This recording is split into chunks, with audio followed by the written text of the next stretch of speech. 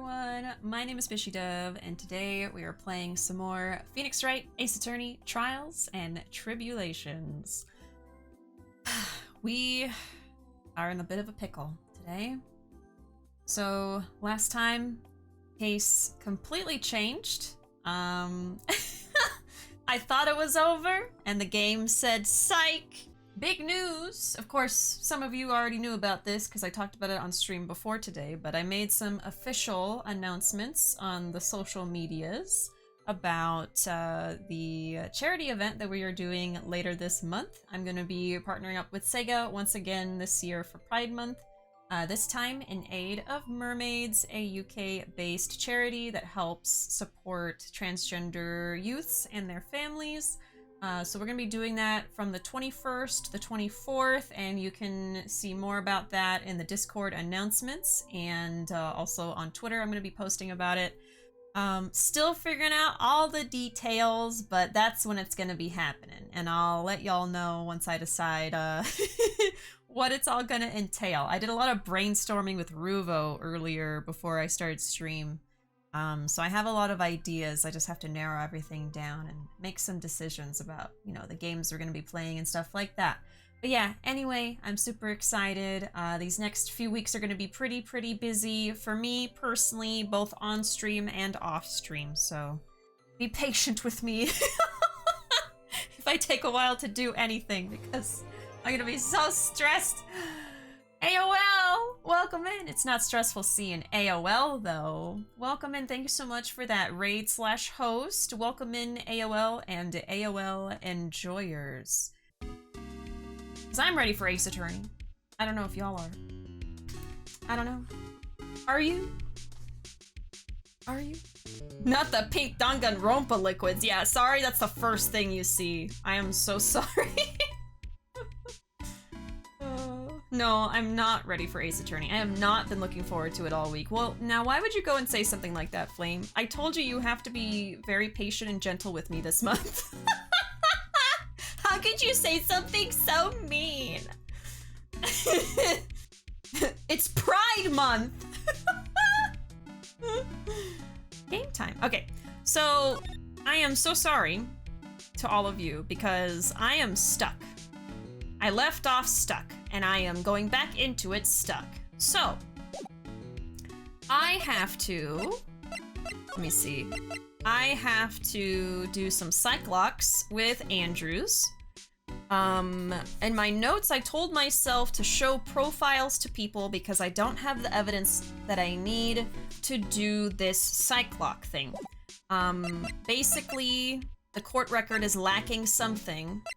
So I have not talked to everybody in the way that I needed to get everything. I have the guide tab still open at all times. I appreciate that. Thank you. You don't have to do that, but I appreciate it. So let's start somewhere else. I think we only have one other person really to talk to, other than Maya. We do have someone else to talk to. We have her. But Emilio has redeemed double rainbow cowboy hat, I think because it's Pride, so I have to. I absolutely have to. So here we go. Oh god.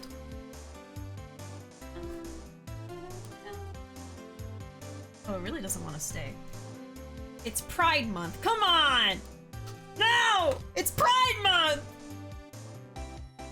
You gotta stay! It's Pride Month! Okay. I mean, since it's Pride Month, these should just be growing out of, like, my head naturally, but, you know, it's a little slow this year, I'm sorry. The hat growth is a little slow. That's where I got these. I grew them out and then they popped off and now I can put them back on, but, you know. They're organic. Anna has redeemed triple rainbow cowboy hat. Oh no. Make it gayer! I only have so much space on my head. No! Oh, I dropped it. Can't even play Ace Attorney now. Oh my god. Okay.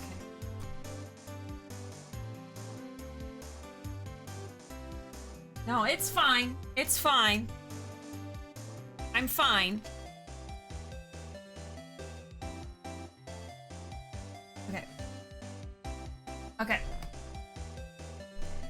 It's fine. I have to figure out what to do here. Because I am stuck! I'm sorry. I'm gonna present a bunch of people to her and see if that helps me. I don't like this man one bit. He's had it in for my Ronnie from the very beginning. It's his fault that Ronnie's under suspicion of committing murder. Plus, he lobbed a coffee grenade at me. Not the coffee grenade. You looked pretty silly wearing that mug on your head like a birthday hat. Why didn't you take it off your head? Oh, I know. We can get him back tomorrow by returning fire with a milk grenade. Let's do it. Let's do it! Oh, this is the guy who delivered Ronnie's wallet. He's got some issues, doesn't he? Huh? Let's just say his flirting style is pretty obvious. Pretty stale, too, actually.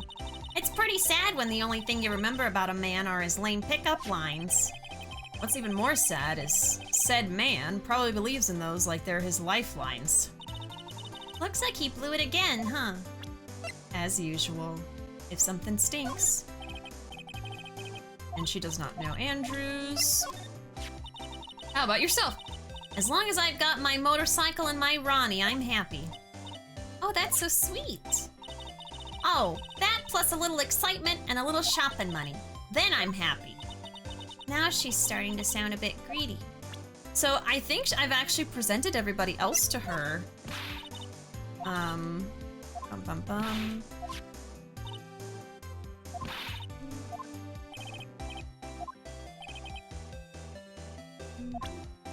Huh. I don't know if I saw that before. Let me go through that again. I'll never forgive this man. He tried to pin his own crimes on my Ronnie. I don't blame you. All criminals are the same. They're nothing but filthy, sneaking liars. I hate their guts. Okay, I think I get it. I think I can see why Ron didn't tell her how he was earning that money. So this is mask to mask, huh? I wonder what kind of house he lives in. Who knows? Maybe it's exactly like this house. You're so funny sometimes. But if I was a famous thief, I'd live in a great big gorgeous mansion. I'll be sure to tell that to your husband. Yeah, we definitely went through all of these last time. I really don't know what I'm missing, y'all. I've talked to her... Have I talked to her about all these? Shouldn't there be a check mark or something? Let me go through these, I wonder. Listen carefully, Nicky boy. My Ronnie would never ever kill anyone. It's just not in him. I don't think he would either, Nick. Yeah, but you have to admit, he's got a bit of a temper to him. It's not that hard to imagine him just snapping and screaming, "Please die!" He would never say that. Anyway, Mr. Light, he might not be a killer, but he's still going around saying that he's a thief. I already told you, that's just a fantasy for him. Mr. Light, I hate to say it, but you're the only one living in a fantasy world. What? How dare you say that to me, Nicky boy? I know everything about my Ronnie. We don't have any secrets between us.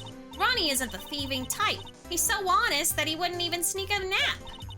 He's so honest that he wouldn't even steal a glance. A thief. The very idea. I guess I just don't get it. Huh? Get what? I just can't understand how they can be so different and yet be such a happy couple. Yeah, they sure are different. Come on now, Nicky boy. It's not that mysterious, is it? It was love at first sight. For me, anyway. What? For you? Did I not talk to this woman? I must have been so tired last week that I didn't try talking to her.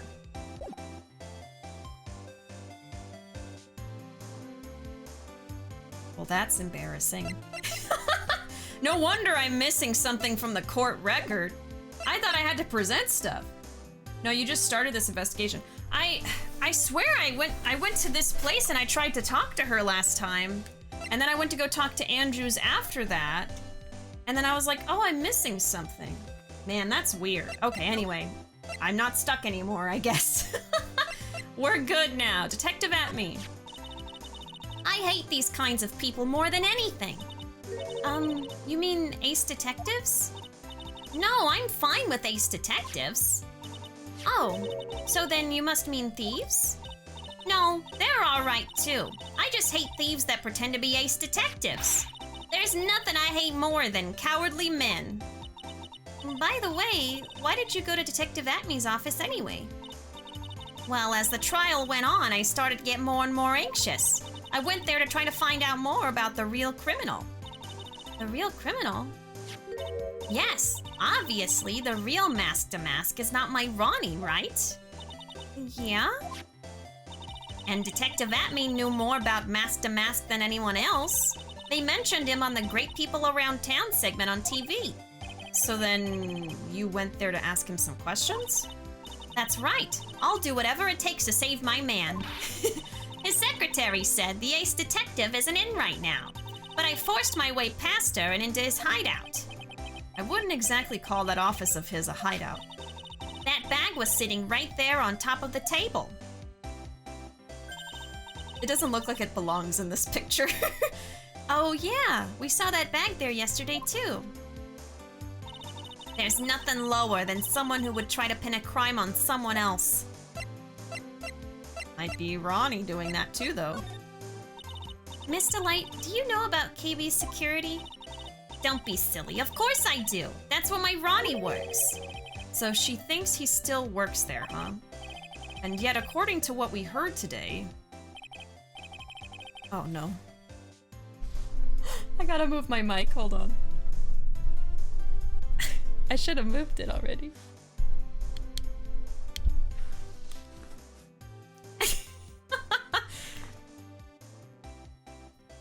Come on, don't tell me you didn't know. Ron Delight was once an employee of KB's security. He was a professional security guard. Time to invest in an ear microphone. No. No. Ron quit. He doesn't work there anymore. It looks like Miss Delight doesn't know. KB security is only about 20 minutes away. By motorcycle, that is. Larry told me it takes 30 minutes by car.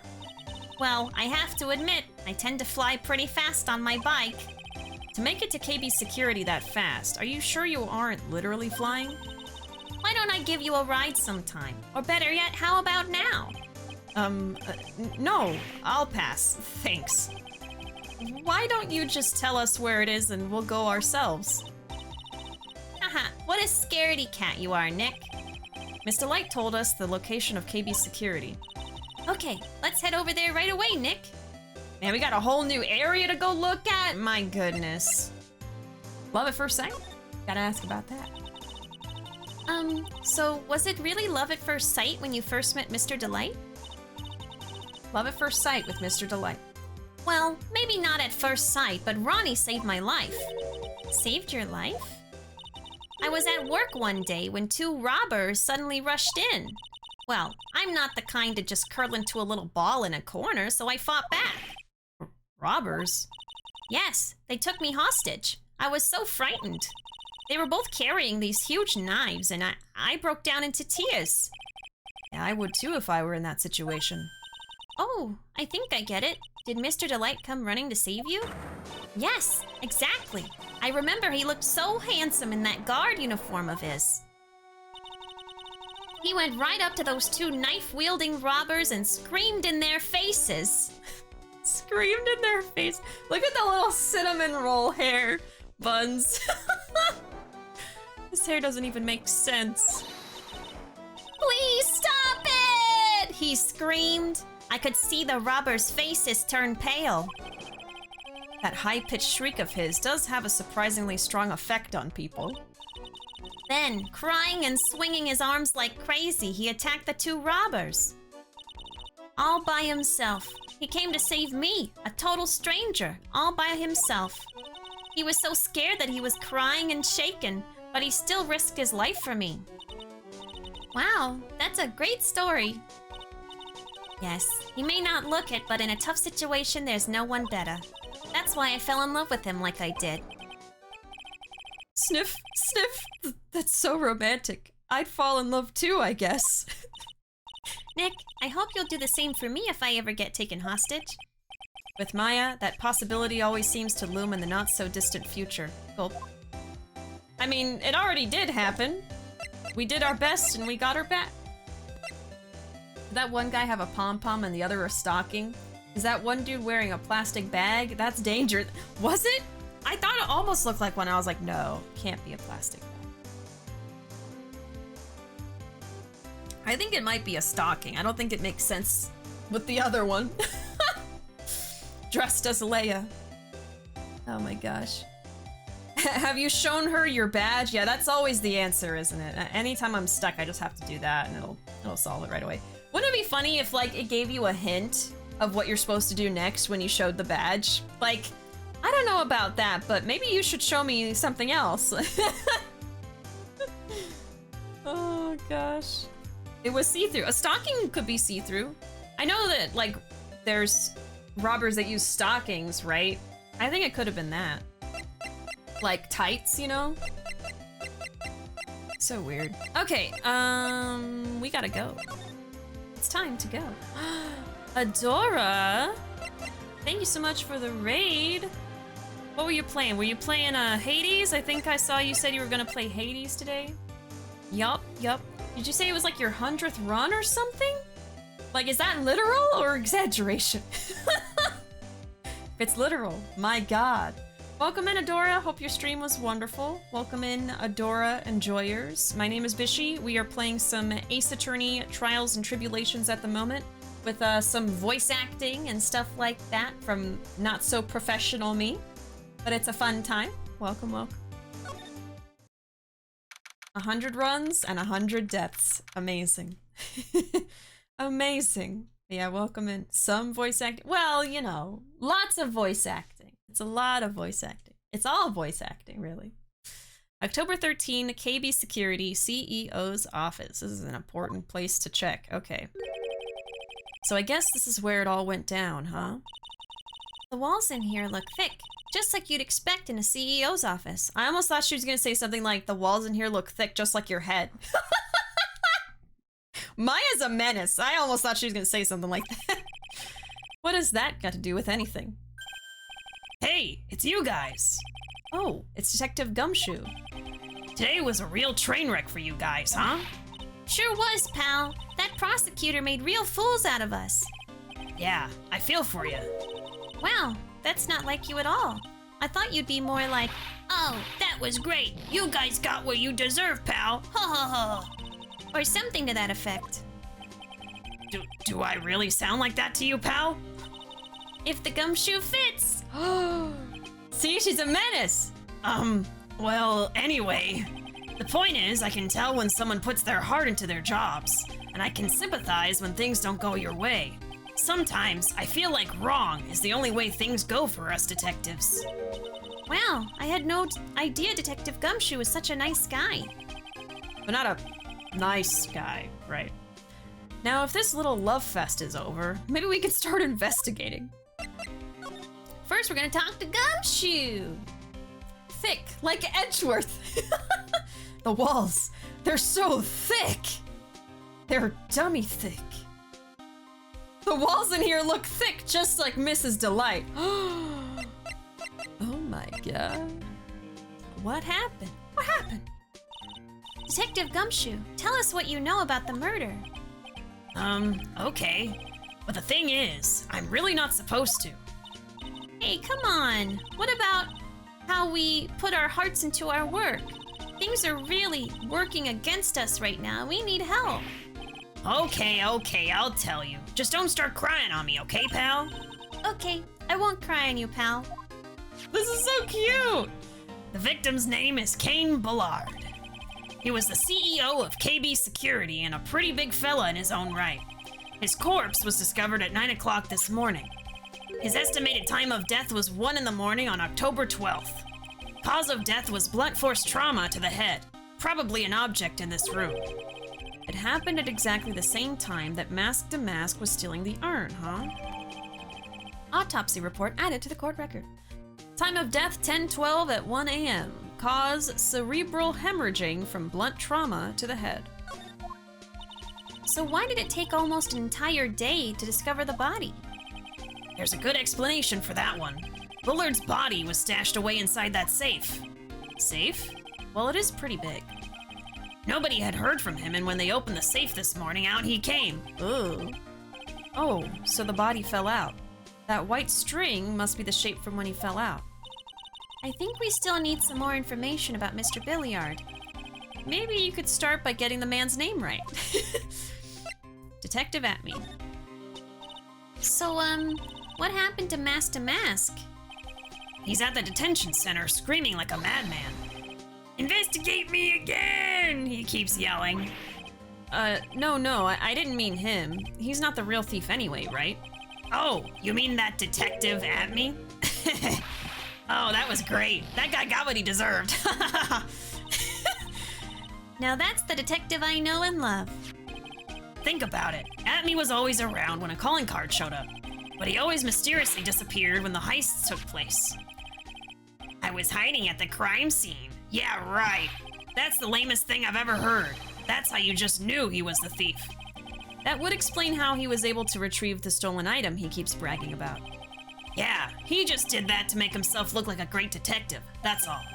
But there's this one thing I can't figure out about his first heist. His first heist?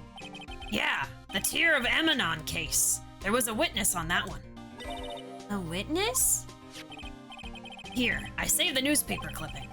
Since the thief is already under arrest, you guys can keep it. Stolen, the gem, and the thief. Hey, this guard here. Haven't I seen him somewhere before? It's pretty small, so it's kind of hard to see, but now that she mentions it... An article on Mask to Mask's first heist. Is Ron actually the thief? Oh boy. This case is really throwing me for a loop, man. Okay, Prosecutor Godot. Ooh, that prosecutor! I really don't like that guy. The way he used our own evidence to do that to Mr. Delight. Yeah, I think he did it that way just because he knew it would hurt more. That's what my gut tells me anyway. So, who is that Java-addicted masked maniac anyway? Prosecutor Godot? He's quite the enigma, huh? The thing is, pal, I never even heard of the guy before. He just showed up one day at the prosecutor's office. Came out of nowhere. That's right. He said this was his first case as a prosecutor. And it's true, according to the records anyway. But no way he's an amateur. He's an Iceman in court, a maverick that gave me goosebumps. Goosebumps? You? Yeah, I knew something was off about him, so I asked around. Nobody would talk to me. They all just turned the other way. Poor Detective Gumshoe. I had no idea you were so unpopular. No, that's not what I meant. That Godot guy acts like he knows me and has a grudge against me. I get the feeling he's hiding some kind of dark secret. Interesting. The classic puppy dog eyes. Yeah, Maya knows the trick. Maya knows. Truly a whodunit.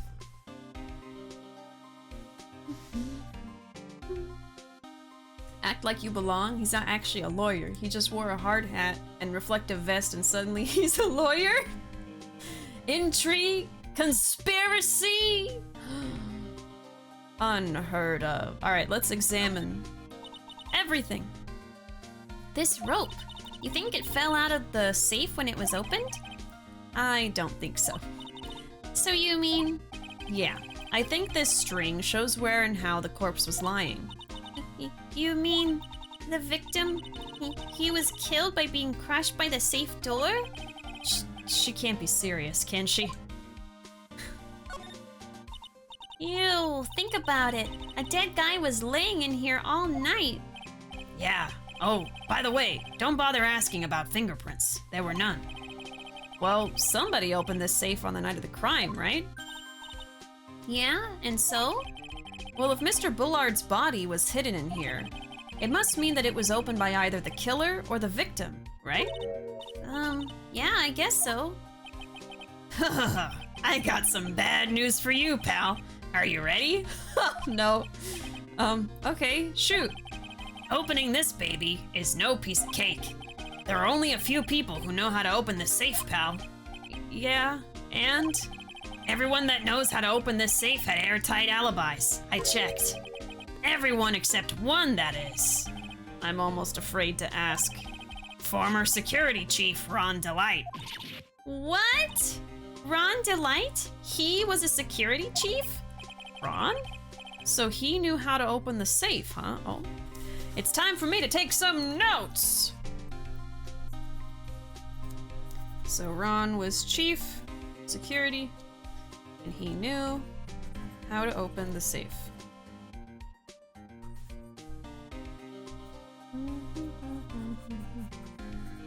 And only a few people know how to do that. Okay. All right. Yeah, I gotta take my notes in my handy dandy pride-themed notebook, of course. My rainbow on it and some bird stickers that I've added. Yes. Okay. He walked into the prosecutor's office and used Jedi mind tricks. I am a prosecutor. I am the prosecutor now. Yeah, sorry for raining on your parade there, pal. We can look at this. Wow, look at that huge framed photo. Tall mountains rising majestically against a dark and cloudy sky.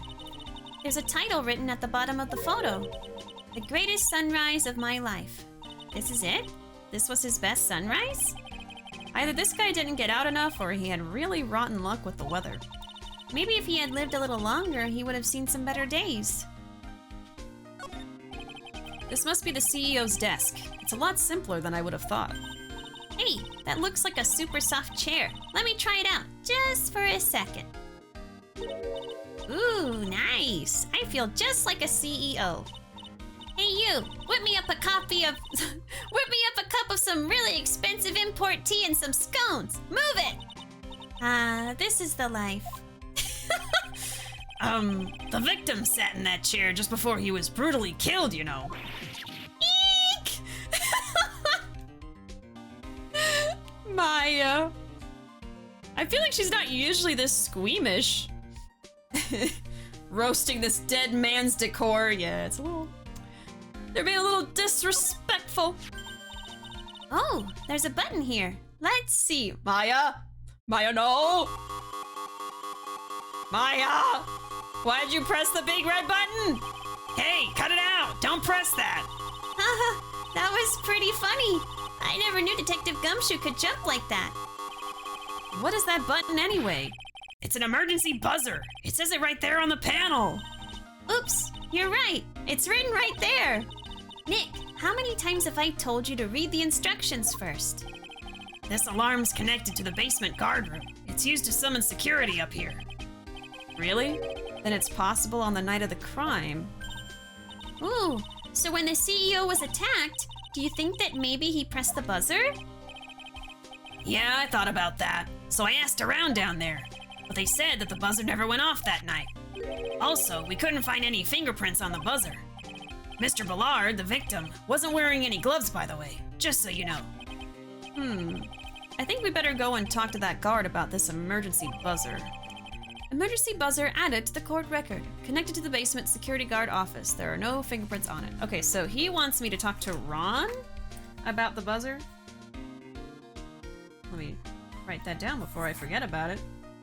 Okay, and then we have the buzzer in general as some new evidence.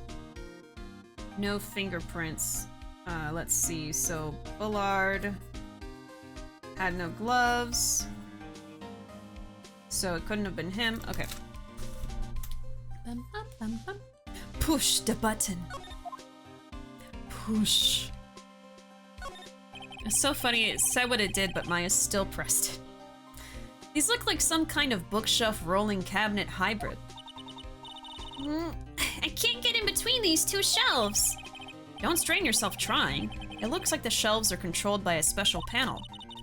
So I guess it's one shelf at a time, huh? Looks like they're filled with bunches of files. Yeah, files filled with data about security jobs they were hired to handle. It'd be a good night's reading if you've got insomnia. I was hoping for something a little bit more exciting like UFOs or something. Me too, Maya. Me too. And then there's one here. Check out this big, thick binder here. It's big. It's thick. It's a binder. Leave the heavy lifting to me, Nick. Reading a file isn't exactly back-breaking work, just a little hard on the eyes. Ah, Well, what did you find out, Nick? this file, it's not about any sort of security operations or anything. This huge file is all about Mask to Mask. It's filled with info on him. What? What kind of info? It's filled with incredibly detailed information about his methods and the crime scenes.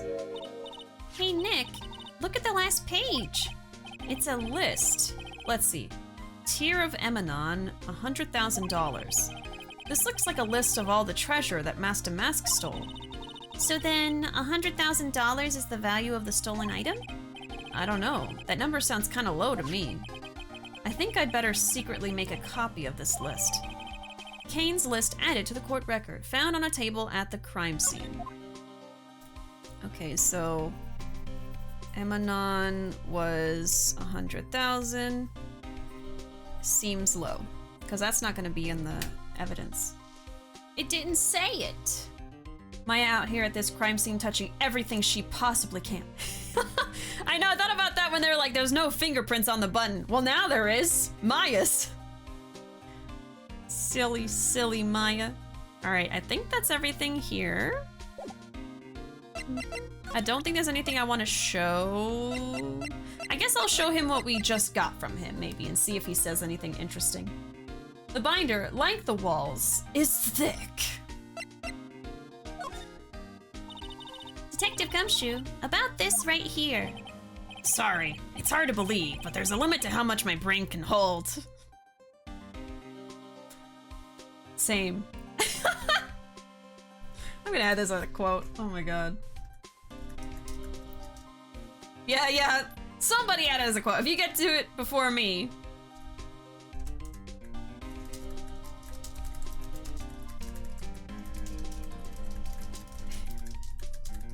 I'm trying as fast as I can. Okay. Well, 404. Perfect. I got 2 ears and 2 eyes, but I only got 1 brain. I can see your eyes and the ears, but the jury is still out on the brain thing. Hey, Nick, if you have something to say, just come out and say it. No. This was his first heist, and I guess I underestimated him. I was sure I was going to get him, so I was careless and lost the info on the witness. By witness, do you mean the guard in this photo? Yeah, he and the detective worked together to try catching Mask to Mask. But he got away anyway, huh? That guard. I got the weird feeling that I've seen him around lately. It looks like Ron. And then he doesn't know anything about that. I'm sorry, but I can't find that quote. That's so weird you can't find quote 404. How odd. Oh, it actually has a list here. Okay, never mind. So we have the Tier of Emanon, $100,000. Crown of Bongora, $150,000. Left Hand of Hades, $240,000. And Portrait of Megina, $500,000. So each thing goes up in price. Okay. Interesting. So about this... Huh? What's that? Hey, wait a minute, Maya. What's wrong? We copied that data without permission. Don't show it to him. He might get mad at us. So, what are you 2 whispering about? Oh, it's nothing. It's just my billfold. That's a pretty thick billfold you got there, pal. Now I really want you to show it to me. Sorry, Gumshoe. So we can go to the security room. Oh, we're gonna show the buzzer to this security guard, not Ron. Okay, never mind. Never mind.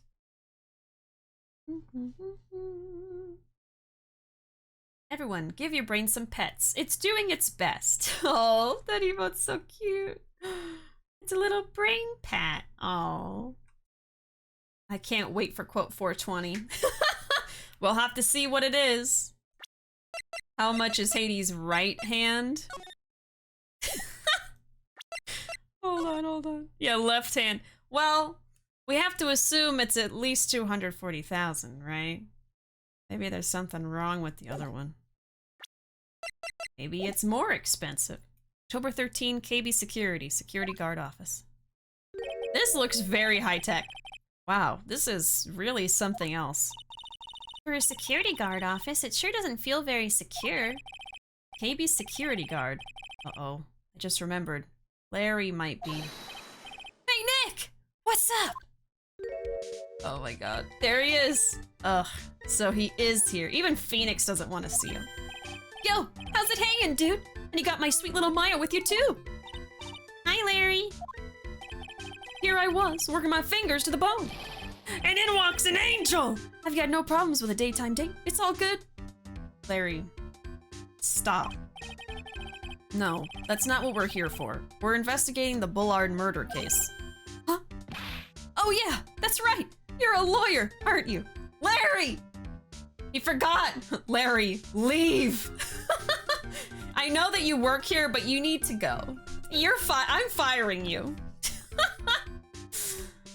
Something smells. And it's Larry.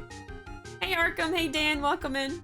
How's the Attorney of Ace going? Pretty good.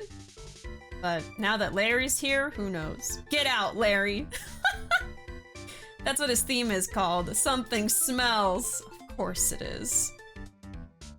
That's right, you're a lawyer, aren't you? He's so hopelessly clueless. Well, if it's about the murder case, boy have I got some good info for you. Really? What is it? Well, I don't mind sharing with my sweet little Maya. But Nick here is a different story. But Larry, I thought you two were old school buddies. That was then and this is now. What? Larry, what's wrong with you? So what's this good info you were talking about, Larry? Hey, I'm a guard, a pro. I can't just give away information for free. He wants a bribe? I thought professionals were more, I don't know, honest? Can you talk to him, Maya? Larry, tell us already. What's the good info? Hey, I like that. This kitten has got some claws. Okay, you really want to know? Yes, so tell me. Okay, so, thing is, Rhonda Light was an employee here. And naturally, since I'm a pro, I looked into his background. Follow me? Yes, you're a pro. I follow you. Go on. Well, 1 year ago, Rhonda Light was fired. And there was no warning at all. It just happened all of a sudden. I know this is a small company, but I think that was pretty awful. I guess he must have done something bad to have gotten fired like that. Like maybe skipping out of work to go pick up hot chicks or something. No, that's just you. That's just you. All right, so Ron fired 1 year ago. Got it. Why is Larry suddenly sweet on Maya, like jail? Yeah, I don't understand. Larry needs to stop. Oh, the song is called When Something Smells, It's Usually Me, which is kind of funnier. Yeah, that's even better. Ron would never. He loves his wife. And I mean, have you seen his wife? Have you seen her? So, what is it like to be a part-time security guard? Let me tell you, it's tough. Well, you know me. I get by all right, I guess. First, I have to keep my eye on those monitors all the time. Monitors?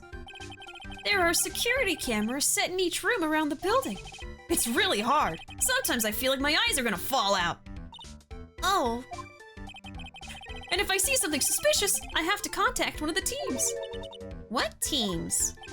The security teams for this company. They're supposedly the best in the business. But I'm no amateur either, so if it's something small, I don't bother calling them. So in other words, you basically watch TV screens all day long. You were in this office when the murder took place, weren't you? Why do you say that? This is just a part-time job for me. I can't operate the equipment, and I'm dumb. Even if it is part-time and you are dumb, you're still in charge of security. Hey, give me a break! Don't try to pin the whole thing on me. That's not fair, Nick. Huh? I don't think you can expect someone like him to take any responsibility. Anyway, the point is, you were here that night, right? Larry! Larry! Oh no, I knew something smelled bad, and it was the butts after all. Well, it's like I always say, that was then and this is now, okay? It looks like I'm gonna have to break his cyclops after all. God damn it, Larry! Let's show him some stuff first. Hey Larry, there's something I want you to look at. Hey Nick, I told you, I'm a pro, and you don't interrupt a pro when he's working. I don't have time to sit and chat with you, alright? Oh, is that right? Oh! Naturally, I've got time for you though, Maya. We're gonna have to squeeze this guy if we want to get more info out of him, huh?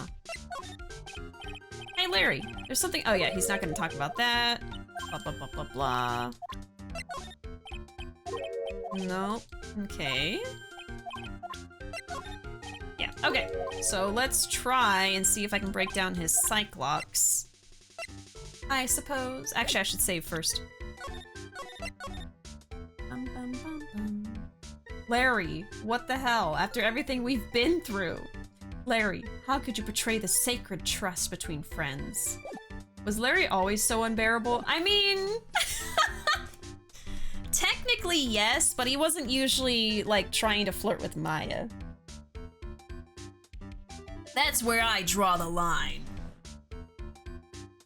Why is everyone lying in this game? They know they can go to jail for falsified evidence, right? Well, they probably like to see the cops try it. Yeah, you're right. Jail. Put him in jail. I think he has gotten worse. Hasn't he? I don't feel like he was always this bad. Oh, Larry, you... There's so many words I could call you, man. So many bad words. Okay, let's present the Magatama. Take that! He has turned to simping. I mean, he's always shrimped. You know, he's always been a shrimper. But not this bad, man. Come on, night of the crime. Yeah, Larry, you lechuga. You lechuga head. On the night of the crime, were you working hard like you were supposed to? What? Huh? Of course I was! Why wouldn't I have been? But didn't you sneak out of work just yesterday to go see Miss Delight? But that was that, and this is this. Is there any chance that you snuck out of work last night too? Never! I didn't sneak out! I'll tell you what, I'll even bet you $1. $1? Wow. Now that's confidence. What's with that drenched in the rain puppy look on your face? Do you have evidence that I left my position, or are you just pulling my chain? The evidence that Larry was not manning his station when the murder happened is...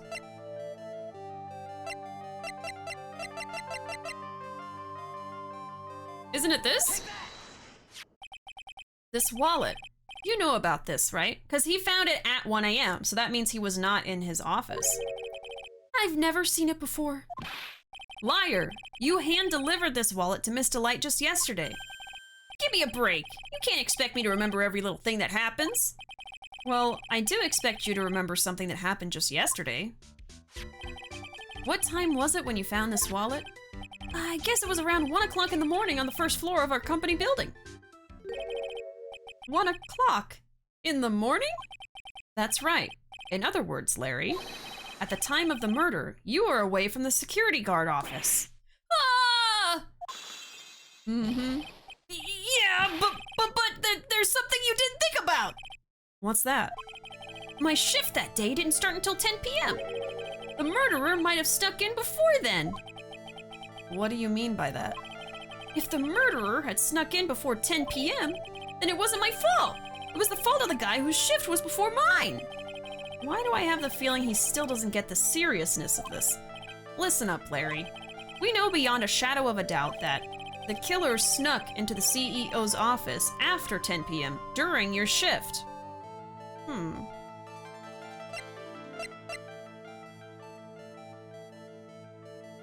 Yeah, because it was used at 1 a.m. Okay, so it's this. Larry, when you use this key card, does it leave a record? Yeah, it does. But I can't show the record to just anyone, you know? That key card data was already made public in the trial today. What? I didn't know that! Any kind of request for info like that is supposed to go through me. Boy, does that sound a bit arrogant coming from a part-time guard.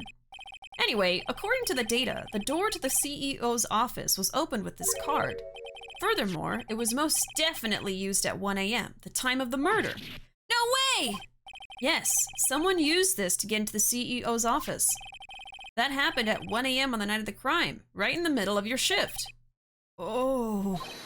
Larry, you can't duck your responsibility this time. Kier! No! I do love this sprite, though. That was too easy, Larry. You made that too easy for me, buddy. Come on. Okay, so... at 1 a.m., murder happened. Larry... on guard. But... not at post. Okay. No! I have to act like an adult! No! No! I'm a grown-up! No! Don't bet all in, Larry. That's a dangerous game. If I had to describe Larry, all I could say is that he's a big old stinker. He's a stinker, that one! You owe me $1, bish! Yeah, all he has is $1. That's all he has to his name. Nobody's as destitute as Gumshoe. That's Gumshoe. No! Honestly, I don't think Larry has been able to keep a job longer than a single case. He was a balloon salesman for like a week before getting fired. Yeah, he's not so great at having jobs. Not really. Oh, I knew it! It's all my fault! It's my fault that the boss was killed! My fault! Larry, don't feel bad for him. There was nothing I could do! I have important issues to deal with too, man! What happened that night anyway? My Donna happened. Huh? Your Donna? I got a bad feeling about this. Yeah, my Donna called and said, I have to talk to you right away. So I went to see her and... He was standing right there next to her! Who was? Her new boyfriend! It was like some horrible joke!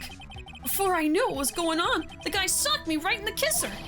Normally, I'm the one that does the punching! Isn't that right, Maya? Yeah. I don't know what he's talking about. So, is that why you left the security guard office? Well, I'm sorry! It's all my fault! How can I ever make up for it, Nick? What can I do? What? Did he pass out? Oh. He's curled up on the floor crying like a baby. Oh boy. Nick! Is there anything I can do? Anything! Just name it! I'll do whatever I have to do to make up for it. I swear I will! Larry. Hey, Nick. As long as he's offering, why don't you show him the evidence we've got? She's right. Maybe we'll get at least one bit of useful information from him. Nick! Oh. I can't feel bad for you, man. I can't feel bad for you. I just can't. So now he might tell us something. He is a surprisingly good artist, though. Remember the thinker? Oh, that's true. I imagine him in the fetal position right now. Yeah, just curled up. You'll do anything? Then perish! Oh, alright, let's show him some stuff. I think you know how much I want to help you guys, but I really don't know what to say about that. What is it, Nick? It's just that he seems so, I don't know, pleasant. Okay, no. Whoops.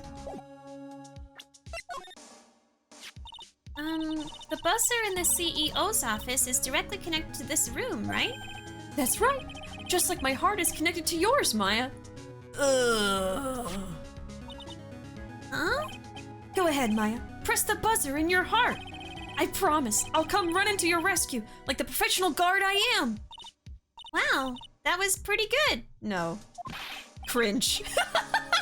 Now that's cringe. Thanks, I try. Do you think you could tell us about the buzzer now? Yes, please. Please tell us. Okay, I guess so. Prepare to be wowed. How about this? No. Okay. Let's talk about that buzzer. I accidentally pressed the buzzer earlier. Yeah, I heard it. So that was you, huh? You're a security guard, aren't you? Why didn't you come to the CEO's office? Well, this is the 3rd floor of the basement. The CEO's office is on the 1st floor. I thought it would be a good idea to adopt a wait-and-see approach. Plus, there's a police detective here, right? I just didn't think it was necessary.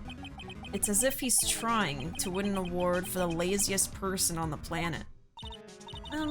Let's get back to talking about the night of the murder, okay? Is it true that the buzzer didn't go off that night? There must be a record, right? You must have had a look at it, right? Of course I did! And I couldn't possibly have made a mistake either! Do you think you could take just one more look for me? Pretty please? Oh, okay. I just can't say no to you, Maya. What do you think, Nick? He's probably right. I don't think even Larry could— Wah! What is it? What's wrong? I made a mistake! Huh? Of course you did. But how? It can't be! It's impossible! Okay, enough already. What about the records? That night, it went off just once in the morning at around 1 a.m. Uh-oh. 1 a.m.? That's when the murder happened. Really? Are you serious? That's terrible. It can't be. Uh-oh. Buzzer record added to the court record. Larry. Is Larry gonna go to jail too?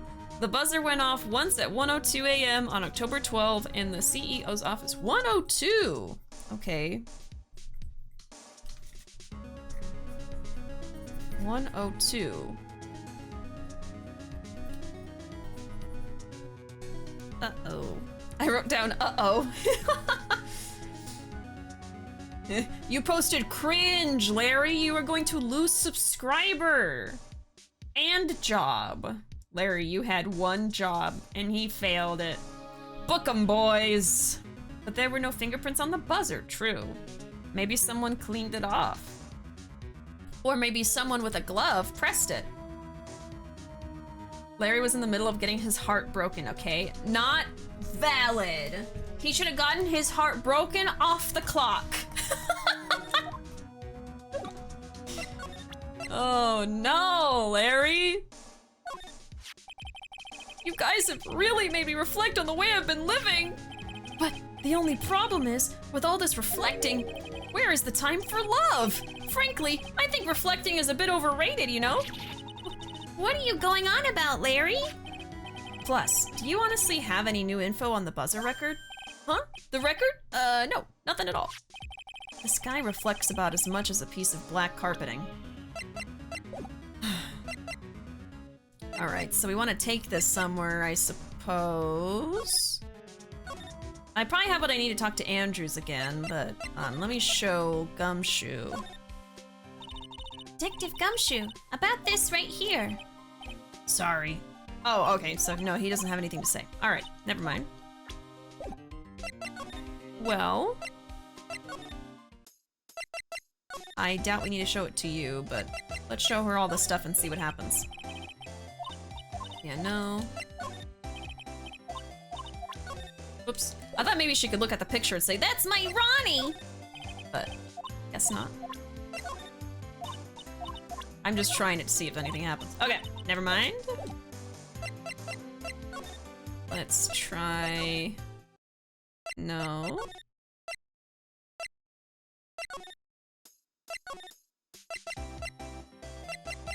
Actually, let's go here. Here. Okay, so let's go try to talk to Andrews, I guess. I think that's all we can do. I'll present the new stuff to her, and then maybe something I have here is what I needed to get through her psych logs. I can't remember what they were, but...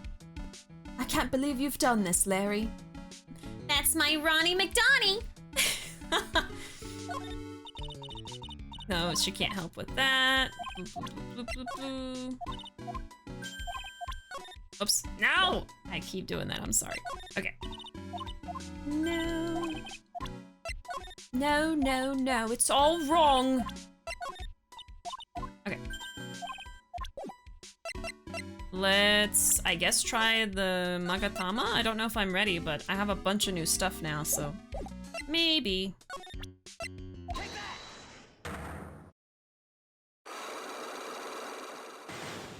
She only has 2. The Sacred Urn. Miss Andrews, do you know anything about the Sacred Urn? Do I know anything? I'm in charge of the entire treasure exhibit. The urn that was submitted before the court today. It's obviously not the same urn as before. Well, that's true. Maybe it isn't the same. It could be a fake. A fake? You're the one who said it wasn't the same. Do you have any evidence the urn that was submitted was genuine? I don't know if I still have anything for that. Everything I have is about the new murder case.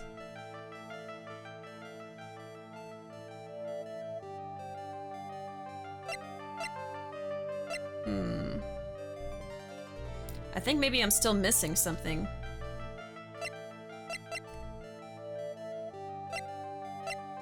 Yeah, there's not gonna be anything here. Okay, now we gotta go.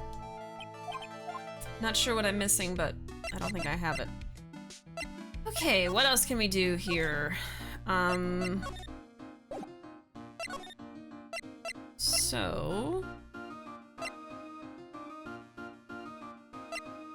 Is there anybody here? No. Do I show something to Maya? I don't know.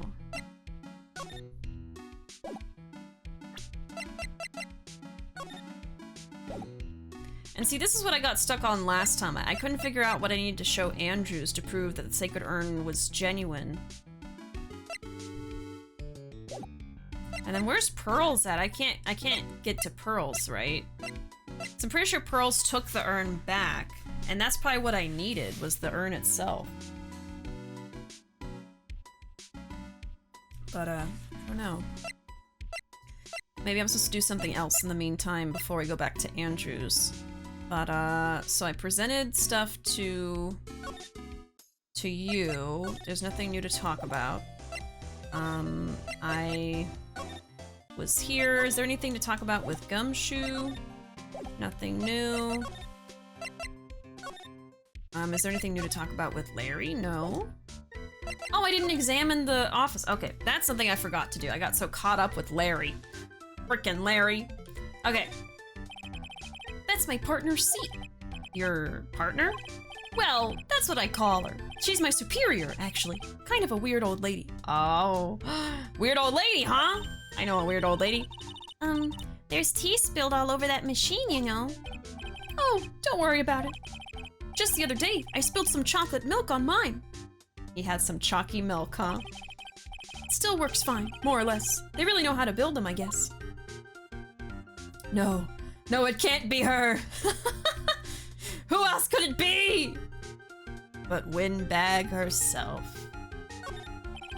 Something's written on this poster in fine print. A guard's 5 commandments. Wow, this sounds serious. Let's see what it says. Number 1, obey thy superior. Number 2, respect thy superior. Number 3, smile at thy superior. Number 4, salute thy superior. Number 5, buy donuts for thy superior upon command. It's signed Wendy Oldbag, head supervisor. It is indeed the Old Bag! She's one tough old bird, let me tell you. Cross her and you come face to face with her real, genuine ray gun. Yeah, sounds scary, all right. Well, fortunately, she's on vacation. That's why I'm so relaxed right now. Hey, Larry, that's your jacket, isn't it? That's right. Did you know you hung it right on top of some kind of lever? Yeah, Sure, I was told to never ever touch that lever. She scowled and huffed at me.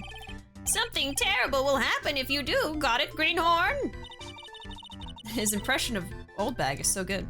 So, why hang your jacket on such an important lever? Because it got me curious. If the jacket's weight pulls the lever down, that's what they call an accident. Doesn't the suspense just kill you? Don't you want to know what'll happen, huh?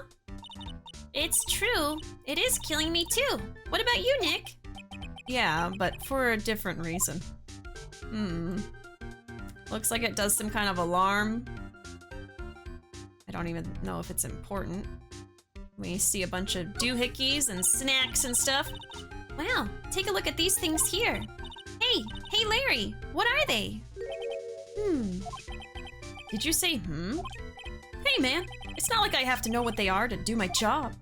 I always thought they were just some kind of decoration or something. Oh boy. How did this guy ever get a job here anyway? How does he get any of his jobs, man? I don't understand it. Those screens there show what's going on all over the building, everywhere. And it's my job to keep a steady eye on them, all of them. I wouldn't sound so smug if I were you. Can you watch regular TV on these too? If anyone would sit here and watch TV instead of working, it's Larry. Hey Maya, I'm a pro, okay? Besides, you can't get regular TV on it. And how do you know that, Larry? Because that was my first bit of investigation, if you know what I mean. I know what you're thinking. It was a professional investigation, all right? Are these snacks professional? That's my workstation. Pretty cool, huh? I keep a steady eye on the monitors and use that mic for communicating. Look at all this equipment. It must be hard to operate. No biggie. I think there's an instruction manual somewhere in this room. Somewhere? Instruction manual? What are you going to do in an emergency? Well, I guess I'd start by calmly looking for the instruction manual. During that time, my partner, the old lady, would calmly look for her reading glasses. That's what us security professionals call teamwork. Even Maya and Pearls could run this place better. Hey, what's that supposed to mean? I got a trophy called Smells Like Old Bag. Oh, yeah, accident. How does Old Bag keep getting hired everywhere? She probably just bullies the manager into hiring her. She's like, I'm going to say that you are not hiring old people on purpose. If you don't hire me, I'm going to the news station. Something like that. This office looks like the inside of a submarine. Yeah, it's a lot. I am overwhelmed. I think she's a bully. I think she is a bully. Okay. I don't think there's anything here for me.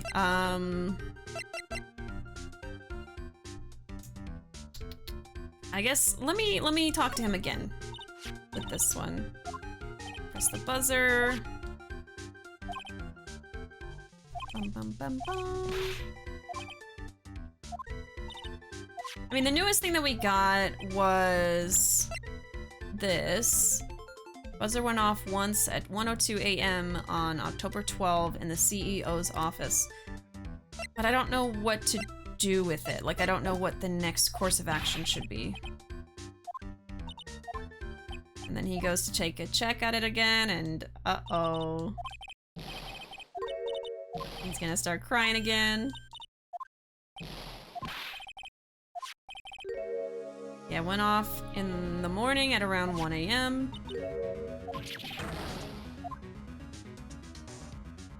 And then it just stops there. Okay.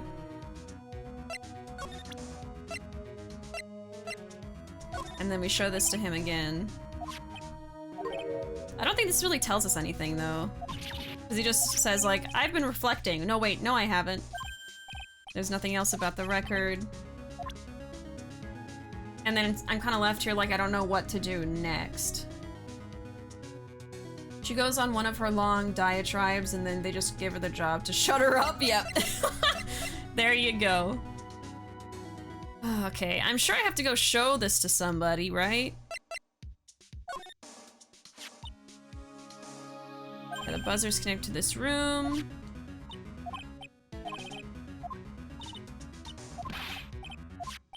question. Okay, do you think you could tell us about the buzzer? Oh, okay, and then we talked to him about it. Huh. And then Gumshoe didn't really react to it, even though I feel it's important, right? Yeah, I don't know why. You would think that he would want to talk about it. Okay.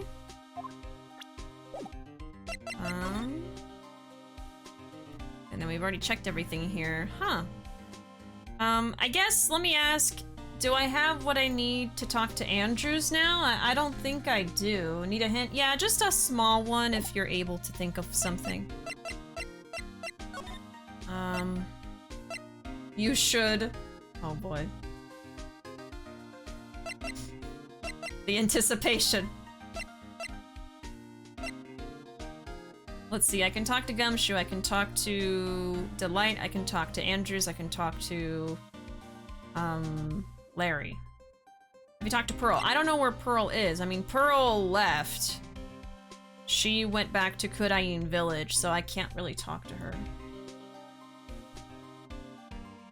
Oh, sorry, you asked if you have what you need. You should have it. Okay, so Andrews is next. I just can't think, so I need to show her something that proves that the urn is genuine and not a fake.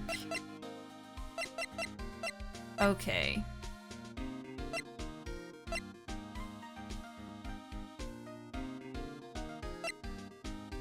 I wrote down what I tried already and didn't work. So I tried... I wrote down a poster, I wrote down the camera photo, which I think is this one. So I just tried those two. What else could it be?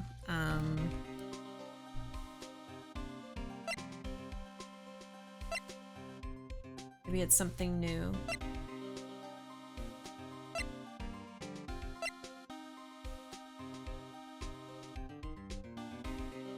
Found in the shadow of Ami-Face statue.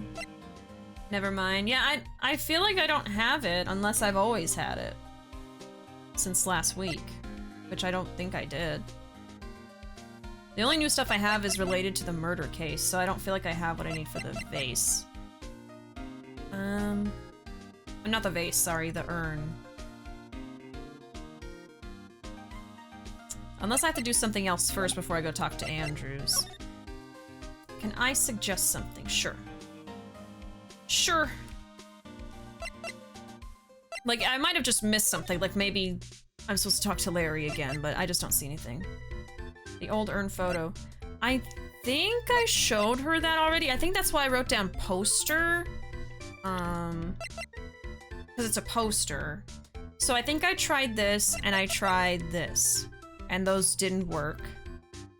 Because this is the most obvious, because it has the urn picture on it. But, I could go try it again.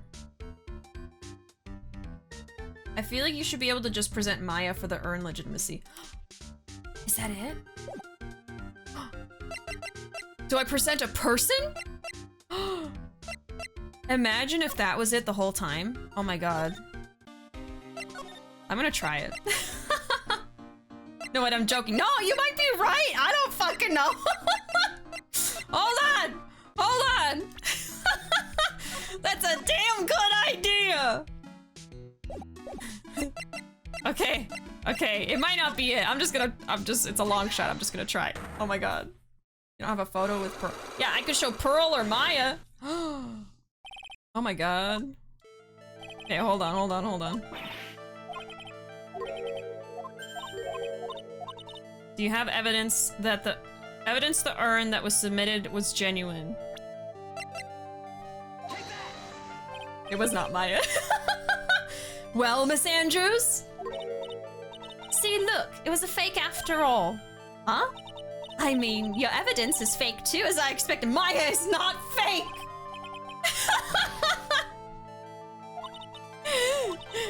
Oh my god. Okay. Alright, Flame also gave me a hint. Here is a hint. You have detention. Detention.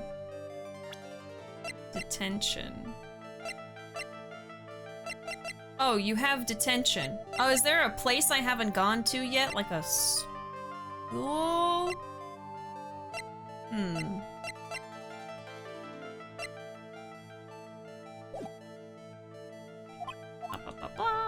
I'm gonna load the save as well, because I was just in a silly, goofy mood. Maya is a fraud. A phony! It's a fake, right in front of the girl who had it in her family home. Maya, how could you? Okay, you have detention.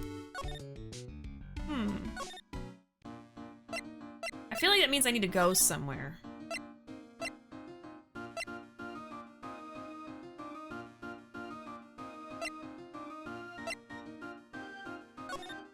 Is there another place?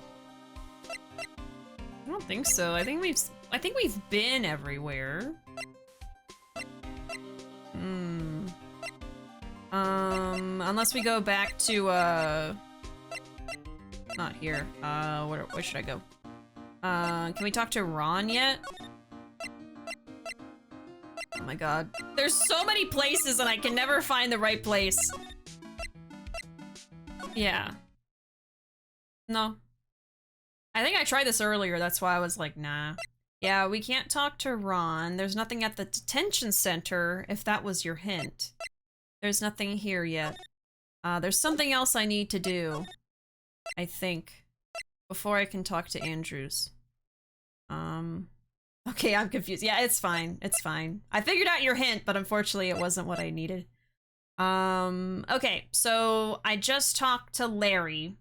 Give me a minute. Okay, no worries. Yeah, I'm sorry I can't figure it out. The very last thing that happened was we were talking to Larry. He gave me this buzzer record. We talked about it. He told me about the buzzer in general.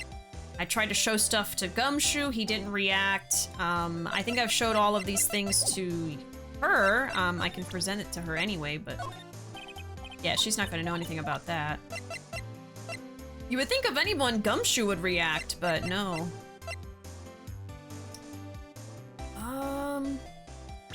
Is there a new profile I can show? Okay, I have Kane Bullard. Let me try to show Kane Bullard maybe to Larry? I didn't try that. Just thought of that. I also don't think I showed it to Gumshoe. Let me present some profiles maybe. I've tried the other stuff. Okay. Detective Gumshoe, tell us more about Mr. Shane Bluebard. That's Kane Bullard, not Shane Bluebard, pal. Oh, yeah. The victim in this case just doesn't make much of an impression on me.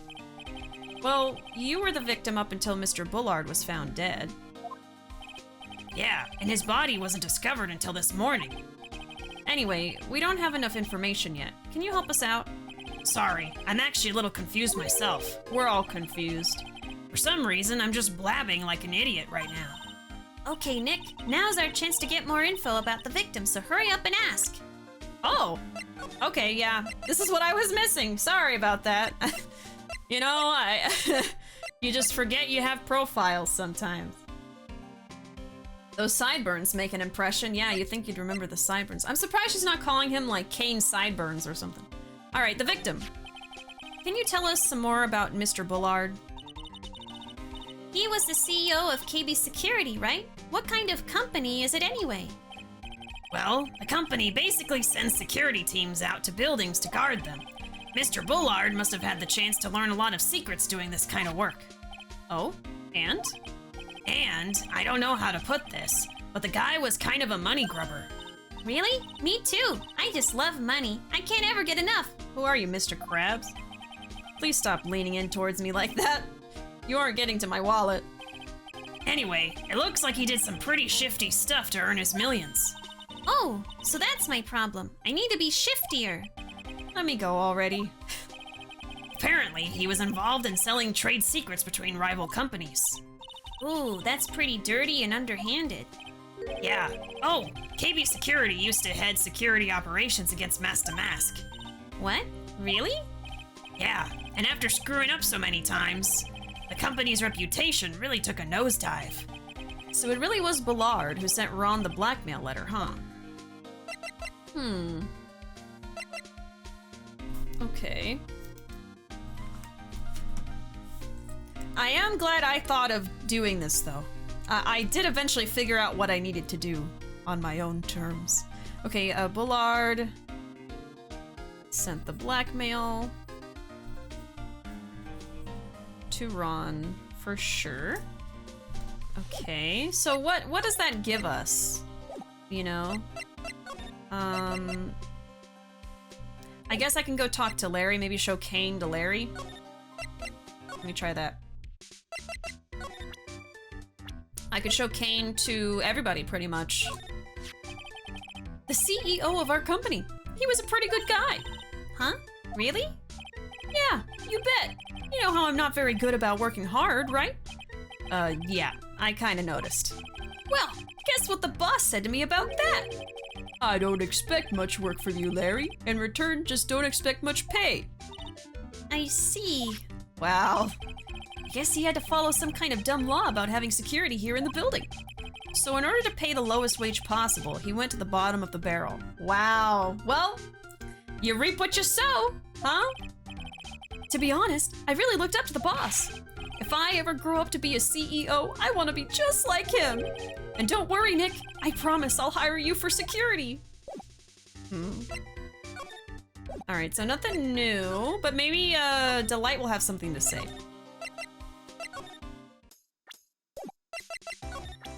Okay, let's try it. Oh, I know him. This is Ronnie's boss, the CEO guy. Well, now he's an ex-boss. Someone killed him last night. Naturally, I know that.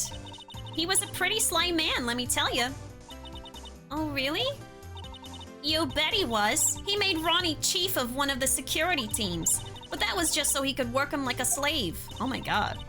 Did Mr. Delight ever have a problem with Mr. Bullard himself? Even if he did, you think she'd ever tell you about it? Well, Ronnie isn't the type to complain about that kind of thing. I tried to get him to talk to me about work, but he never would. So nothing there either. Okay. Does Andrews know anything about him? You know, like, I figured out something to do. Oh! Okay, it unlocks this. October 13, Detention Center Visitors Room. There he is, the man of the hour. Ah! Mr. Wright! Mr. Delight, did they finish their interrogation? Yes, but please don't leave me alone anymore! Mr. Delight, you lied to us before, didn't you? Well, you see...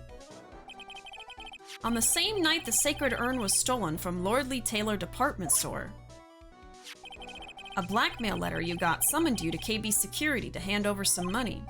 And then, that's where the CEO, Kane Bullard, was murdered. But there's only one Ron Delight, am I right? So the only question is, where were you that night? This time, I want to hear the whole truth. Your life depends on it. Okay.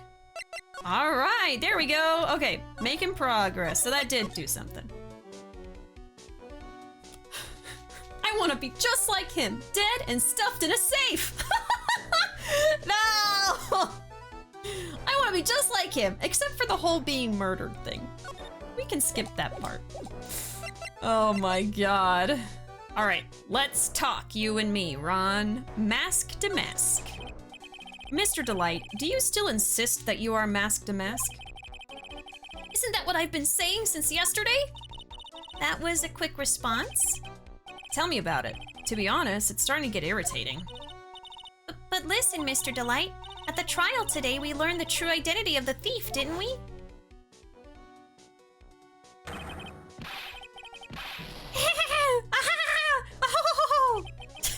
Take a good look, everyone! Unable to find a rival worthy of my genius, I was forced to create one by myself! Here I am, the tragic clown! I guess it's true. I wasn't the one who stole that urn. Of course not. After all, you were at KB Security at the time. So then the person dressed up as Mask to Mask in this photo... It's gotta be Detective Atme. Okay. Okay. Yeah, so... Crime scene photo... has to be Atme. We don't know that 100%, but I'm gonna write it down anyway. That cinnamon bun hair is making me hungry. Yeah, I kind of want a cinnamon bun now. The cinnamon bun hair even turns into curly fries when he gets stressed. This man has a whole food court on his head. He must have really smushed that nose. I know, right? I'm like, still curious how that worked. The night of the crime. So that night, you didn't go to Lordly Taylor. You went to KB Security, right? Yes, I went to KB Security at the time the blackmail note said I should. Yeah, so Ron was at KB Security. I'm gonna have to make adjustments to my timeline. All right, what happened next? Well, I used to work there, so I knew where the CEO's office was. I knocked, but there was no answer. Oh, he's gonna say he was already dead. So then I used the key card to unlock the door. Okay. This is, I think, pretty important to know. So, they knocked. No answer. He used the key card. And that's why we have it on file. At 1 a.m. And let me check the autopsy. Yeah, time of death 1 a.m. So it could just be really bad timing, I suppose. If he's not the murderer. That's probably when he dropped his wallet. When I went into the CEO's office, someone was in there. Someone? Then suddenly they bashed me over the head. Bam! So he's saying Atme was there. So then who was phone? who was in the crime scene photo at stealing the urn? Huh. This is certainly getting interesting. Okay. So he was bashed over the head by Atme ? Okay. I blinked. What was the silhouette? It was Atme. The silhouette was. Was it Kane Bullard that hit you? I don't know. The person ran away while I was still stunned. When I came to my senses, the sight I saw left me speechless. So he stuffed his body in the safe out of fear? Is that what's happening? The dead body of the CEO was right there in front of me. I thought I'd die myself. Anyway, I thought I should do something with the body. Oh my god. So that's why you put it in the safe? Yes, that's right. Oh no. Okay, so he bashed over the head, woke up, found body on the ground, put body in safe. Oy. Okay, that's messy. Why didn't he call someone? He made it so much worse for himself. Yeah, he just panicked. I guess he assumed that people would think he killed him. I don't know. I don't know. Oh boy. I used to be the chief of one of the security teams, so I knew how to open it. Okay, and what did you do after that? Well, I got out of there for starters. I was the one who set up the security cameras in that building. So I knew how to avoid being spotted by them. Nick, all of a sudden Mr. Delight kinda sounds like the murderer to me. Please don't say that. Oh boy. Okay, he put the body in the safe and avoided cameras. Okay. We've got his whole story written down. Why were you fired? Mr. Delight, is it true that 1 year ago you were forced to quit KB Security? How did you... I'm begging you, please don't tell Desi, please! Don't worry, we haven't told anyone yet. Phew, thank goodness. No, but I suppose I'll have to tell her sometime. She'll find out eventually. Why have you been hiding it from her anyway? Desi would despise me if she ever found out I was living a life of crime. A criminal, a thief. She'd never forgive me. My marriage would be over.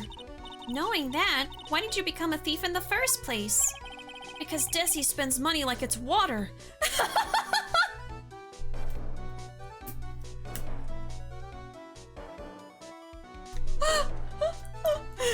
My wife spends money like it's water. I had to do something. I had to commit crimes, man. Oh my god. Okay, Ron is fired. Then starts to steal. Oh my god. There's no job in the world that could bring in enough money. Except being a thief. At least, that's what I thought anyway. So he became mask to mask for Desiree, huh? Huh. Okay. I'm gonna show him some of these older things because I don't remember what I showed him and what I didn't. I was at KB security at around 1 o'clock that night. I took out my wallet to open the door with the key card. So is that when you dropped it? I'm sorry. I should have told you the truth earlier. What are you still doing with this key card anyway? Didn't you return it when you left your job at KB security? Of course I returned it. Don't be silly. But it got sent back to me along with a blackmail letter. Oh. With the blackmail letter? Yes, it said, use this to enter the CEO's office.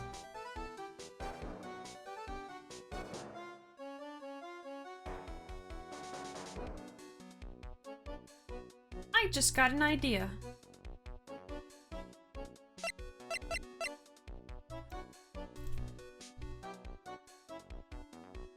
Atme sent this letter.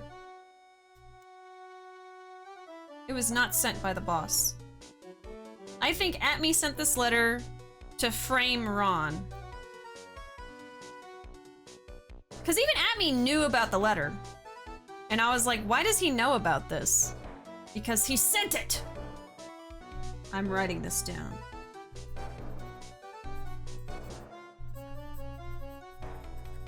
Okay.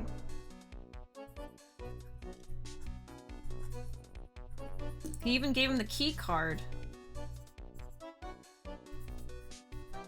So it would be on file. Okay. This is my theory.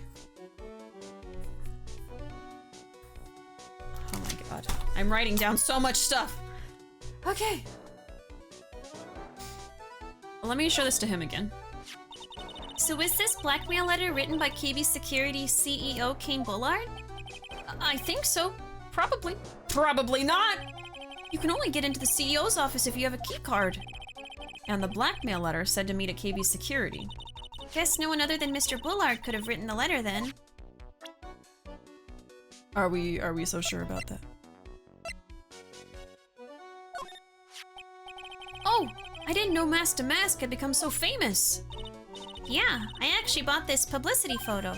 Really? Well, I'd be happy to sign it if you like. I'll even add behind bars. Yes, please, please. It looks like Ron has totally forgotten about what happened at the trial today. That he was declared not guilty of being Mask to Mask. What do you think about this? I don't really think I can help you with that. Or, no, that's not it. It's just that the thing is, I don't really know if I can say one way or the other. I didn't really catch that. Don't worry, you didn't miss anything. Okay, he doesn't think anything of the autopsy. Hey! This is an article about my debut heist! Boy, that was a tough one. Before I knew it, they were hot on my trail. But Mask to Mask, he must have gotten away, right? It says in the article that he disappeared. That's right! I got a sudden burst of inspiration. I hid my Mask to Mask costume in a nearby plastic bucket. Then I quickly changed into my security guard uniform. Pretty clever, huh? So, it seems like he is actually Mask to Mask. Oh my frickin' god. It's not Luke Atme. But Luke Atme is a murderer? Okay, he was a security guard that helped Luke. Okay, so that's him in the background. Wow, awesome. Hey, hold the phone. The guard in this photo, is this you, Mr. Delight? That's right. Nice trick if I do say so myself. Nice and easy to figure out. Even Pearls could see through that in a heartbeat. Newspaper clipping updated in the court record. About first heist. Guard and photo is Ron Delight. Huh. But as you might expect, Detective Atme found the disguise. He truly deserves the title of ace detective. Detective Atme found the mask disguise? That's interesting. Yes, and I heard that he brought it home with him. So that's it. That's when Atme got his hands on this. Oh. Thanks to that, I got the chance to remake my costume. That must have been really time-consuming, huh? Yes, it took quite a while to complete. Anyway, a few days after that, I received the first of the blackmail letters. But blackmail letters? You got them starting when? Tell me more, now! Hey, calm down. Don't get so worked up. Oh. There's more than one? I can't believe it. So Atme was probably playing the field at the courtroom last time, huh? I think so. But wait, there's more! The case. Like an infomercial. This blackmail letter, is this the first one you got? No, of course not. But this is the first one that ever called me out to a specific location. So, did you start receiving blackmail letters after this incident? Yes, just a few days after the Tear of Emanon heist. That first letter, it said, I know you did it. So someone found out about your true identity just like that? It's not easy being a master thief, you know. I've got proof that it was you, so give up. It went on to say, so in the end, I had to give up the treasure I went through all that trouble to steal. Ah, this fits into my theory that Luke Atme did the murder, because if he knew that Ron was mask to mask, of course he would know, oh, I can frame him for this murder and he'll get guilty. Okay. Okay. So after Luke found mask costume, this case is so freaking complicated. Sent blackmail letters to Ron. What's important to know is Luke knew Ron was mask to mask. Okay, I feel like I need to start making a freaking timeline. Craft singles, head ass. Bishi, this is only the second case. I know! It's awful. Do I have a timeline yet? Yes. Oh my god. I feel like I'm just gonna condense this to a timeline after stream or something. This is so much that I wrote down already. Okay, anyway, let's just keep going for now. Okay, so then he had to give the treasure back. So the Tear of Emanon. Ron gave Emanon back because of blackmail. So he really is mask to mask. Okay. Is that right? Hey, hang on a second. What do you mean you had to give it up? Oh, don't worry. After I put the jewel in the safe deposit box, the letter specified, someone sent me $10,000. No one said anything about me being worried, you know. After that, I started getting the plans in the mail. The plans? Plans? And we're just not gonna talk about that? Oh, heist plans. Sometimes they just throw them up at the top. Oh my god. Okay, heist plans. What are these heist plans you're talking about? They were instructions on how to steal a crown or painting or some other rare treasure. They showed security blind spots, escape routes, and even suggested training methods. So you mean that the one who planned the heists wasn't you? No, it wasn't. I only planned the very first one. After that, I received plans from some very kind person. Incredibly detailed plans. It sounds like Mr. Delight is thankful to the person that was blackmailing him. Huh. So Ron Delight was mask to mask after all. Okay, so this is really interesting. So what happened? So Luke is looking for Mask to Mask. Wait, hold on. Let me look at something. So, about the first heist.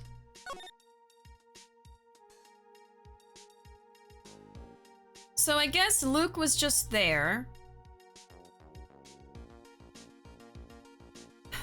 I guess if this was the first heist, then Mask to Mask wasn't really well known yet. So Luke was just there. I guess maybe Ron put out the calling card, right? So that maybe that's why Luke knew who he was, but he had never stolen before. So anyway, Luke is there, and then he finds the costume. He learns that it's owned by Ron, so he immediately learns that Ron is Mask to Mask. He threatens him. He has to give back the jewel. Luke pays him, but not the total amount of what the gem is worth. And then he just keeps it and probably sells it. Especially, I wonder if he had a deal with Bullard, because Bullard had all of these items with prices attached to them. So, oh my god. Yeah, another thing is that, so they were saying that these amounts are not like the full amount of what something would be worth. So I bet what happened was the CEO and Luke had a plan together, and they would sell off these items, and then maybe this was his cut. Maybe this is what the CEO got from each sale, and then they gave Ron a cut so that he would keep giving things back and doing all these heists together with them. Oh my god. Okay, Luke. This is what I think is happening right now. Okay, Luke working with Bullard. Selling. I'm just writing down my theory because I might forget it later, even if it's not true. Selling items. Splitting it. Giving Ron a cut. Luke told Ron how to heist. Okay. And then something went bad and he had to kill the CEO. That's what happened. I bet you. So Ron Delight was Mask to Mask after all? But someone else is behind the thefts. Someone who planned them all out in detail. That's Luke at me. You know, he did say something curious at the end there when we found him guilty of being Mask to Mask. He was like, he invented an enemy. He really did, because he literally had Mask to Mask wrapped around his finger. I think I cracked the case. All I had to do was deposit the treasures I stole into the safe deposit box. Then I just waited for the cash to come in the mail. Could you try not to look so gleeful about it? So you went after the sacred urn because of one of those plans too? Well, see, truth is, I've never seen the urn. Okay, yeah, so Ron knew nothing about the urn. Because the urn, I think, was just supposed to be an alibi for Luke. I write that down too. Okay. All I did was follow the instructions and steal what I was told to steal. Mr. Delight, is everything you've just told me the truth? Yes, but please don't tell Desi, okay? Ron's testimony added to the court record. From Damask's second heist on, he was stealing as directed by blackmail letters. Ron, before we go, there's one more thing I want to ask you. Yes? But please don't hurt me. How are we gonna hurt you through the glass? Mr. Kane Bullard, do you swear that it wasn't you who killed him? Yes, of course. I could never. I'm not lying. All I did was hide his body in the safe. But then I was afraid they'd discover what I did, so I turned myself in yesterday. Why? Well, if the judge had ruled that I was guilty of robbery, then I'd have an alibi, right? Yeah, so he was doing that. I guess so. You're really clever, Mr. Delight. I guess I have no choice but to take Mr. Delight at his word. Mystic Maya! Is it the baby? Hey, Pearly! The baby's back! I'm back! Hey, Pearls. So, what have you been up to this whole time? She probably has the urn that I need to talk to Andrews. The sacred urn, Mr. Nick. I took it back to Kurain Village to have it examined. And? What did you find out? Well, there's no need to worry. They said it's the real urn. That's what I needed. Thank you, little baby. Whew, that's a relief. I was really worried. But... There's one small problem. Problem? These cute little pink splotches, they said that it's paint. And that they were put on the urn recently. Why are we talking about the pink splotches again? What's the big deal? What's the big deal? We've got to find out how they got there. That's the big deal. Yes, Mr. Nick. We've got to find out how they got there. Okay. We'll go find out how they got there. Please don't forget about me. Sacred urn refiled into the court record. Found in Atmi's office, covered in pink splotches, but it's the genuine article. Samus voice, the baby. Okay, things are happening now. Unless we want to show Ron anything. Let's see. I showed him this and then I stopped. Let me show him the rest of the stuff. That's the emergency buzzer from the CEO's office. Don't press it. It makes a terrible racket. Hehe, sorry. I just love making a lot of noise. Does this buzzer have something to do with the case? Well, at this point, I don't really know yet. After all, there were no prints on it, or anything else for that matter. This list, we found it in the office of the CEO, Mr. Bullard. Hey, this is a list of all the things Master Mask stole. And that's the value of each item listed next to them. $100,000, $150,000. Are you sure that's the value of the stolen items? The numbers seem a little low to me. Even on the black market, the prices should be at least 3 times higher than that. 3 times higher, you say? I guess he knows about that stuff because he used to be a security guard. The buzzer went off just once around the time that Bullard was killed. Ooh, that's scary. Do you know anything about that, Mr. Delight? Sorry, I'm afraid I don't. Why am I not surprised by how clueless he is anymore? Mr. Delight, are you absolutely sure about this testimony? That you stole the treasures as you were directed by a series of blackmail letters? Yes, and I got money for them in return. It seemed like a good deal. He doesn't look like he's lying. So then, how do you explain Detective Atmi's crazy confession? That's kind of strange. What is? Up until now, Mask to Mask has gone after famous works of art or treasures.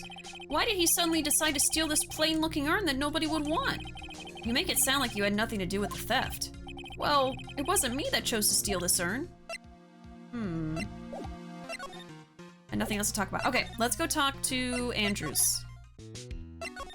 Let's go. Oh, things are different. October 13, Lordly Taylor, Basement Warehouse. Oh, Pearl, how nice to see you. Hello there. I haven't seen you around lately. What have you been up to? Well, actually... I was having this urn examined. Oh, I see.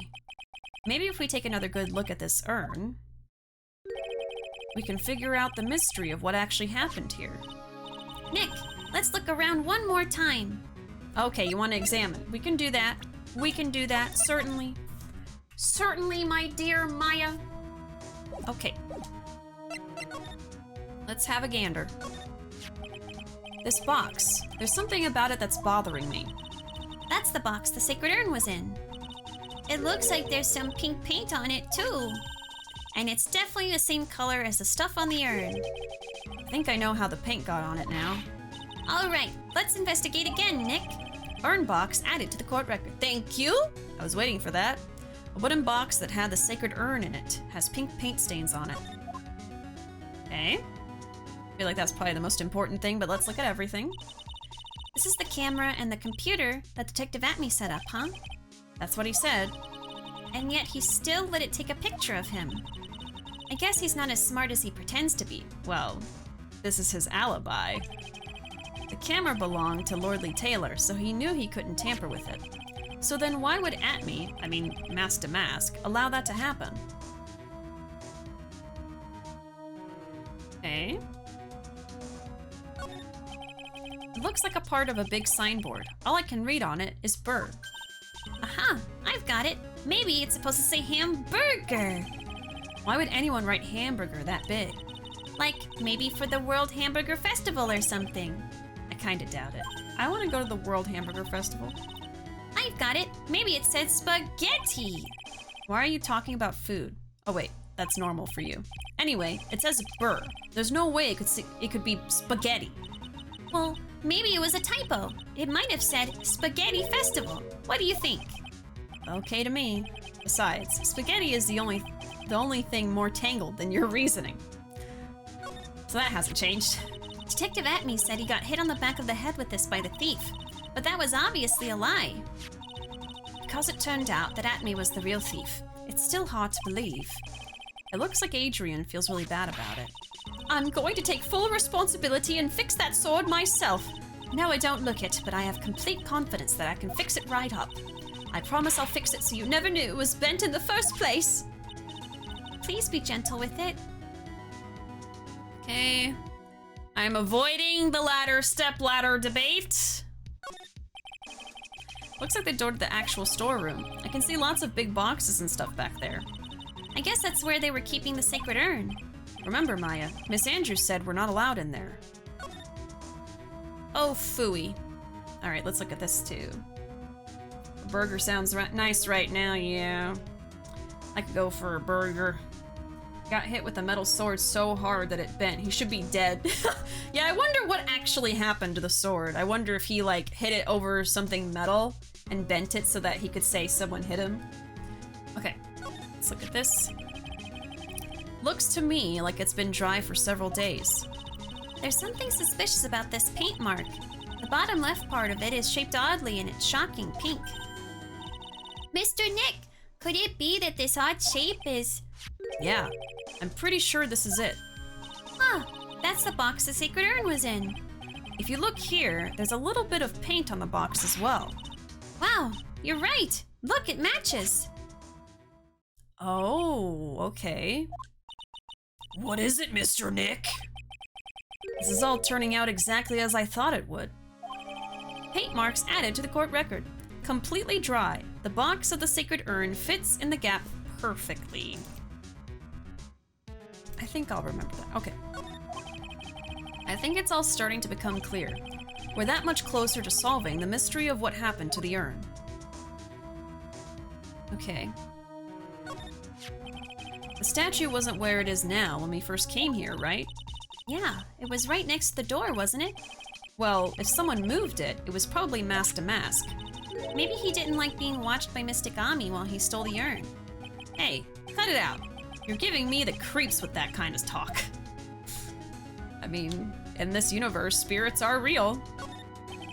It says organi. No, it doesn't, Nick. It says organize. You just can't see the last two letters. Yeah, well, I guess no one else could read it either, because this place is a mess. Yeah, so you should feel right at home, right? Oh, Maya. Okay, so I'm pretty sure now I have everything I need to unlock Andrew's Cyclops. So let me do that next. A wild Lex has appeared. Welcome in, Lex. How you doing? Enjoying your rainbow pride star just in time for Pride Month? How you doing, Lex? Hope you're having a wonderful Wednesday. Yeah, let's see. I could also present these things to her and just see what she says. Let me present Ami. See? We got our sacred urn back. That's really wonderful. But we're not entirely convinced it's the same urn. Miss Andrews, we want you to cooperate with us. Okay. What a magnificent box. You're not going to throw us off the trail with flattery. I want to know about the paint on this box. Well, I'm sure I don't know anything about that. Some people just have a natural gift for lying. Adrian's not one of them. Miss Andrews, about the paint that's all over the wall. Oh, look at that! Looks like a paint, all right. Isn't that funny? I never noticed that before. That has to be the most pathetic acting I've ever seen in my life. I'm beginning to get very frustrated. Uh-oh. I'd better do something to calm them down and fast. Let's, do the Magatama.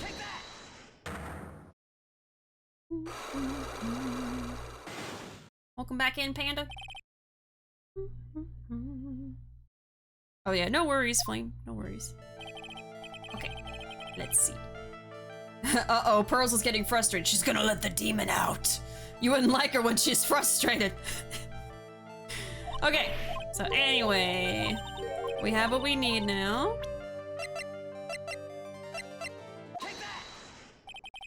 Sorry to break it to you, but the urn is the genuine article. Pearls went back to Kurain village and had it examined. Is that right? That's nice, but I don't see how... What she discovered was that the urn had been broken again. Did you say again? Yes, it was broken once a year ago, and now it looks like the same thing has happened. And quite recently, too. Recently? Are you saying that this urn was broken recently? Did you drop it in paint and break it? Yes, that's exactly what I'm saying. Why do you think it was broken recently? How do you know? The paint! Well, it's either this one or this one.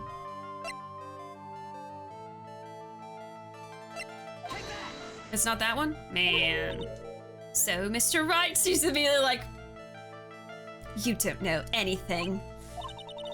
Why do you think it was broken recently again? Well, because, I just think so. Sorry, but that's not a valid explanation. The hunter has become the hunted. Is it just the other one? Well, it was! It was broken recently. Come on, you know it. I'm not willing to yield to you on this point. Get a grip, please. Now, I'll ask you one more time, Mr. Wright. Why do you think it was broken recently? Because it's covered in pink paint? Do I just show it to her again? Maybe I just show her the urn. Okay, I'm gonna probably load the save because of all these health bars I'm losing. Is it just the urn? Oh, it's not. Oh, okay. I'm just off base. Okay, hold on. Let me load the save real quick.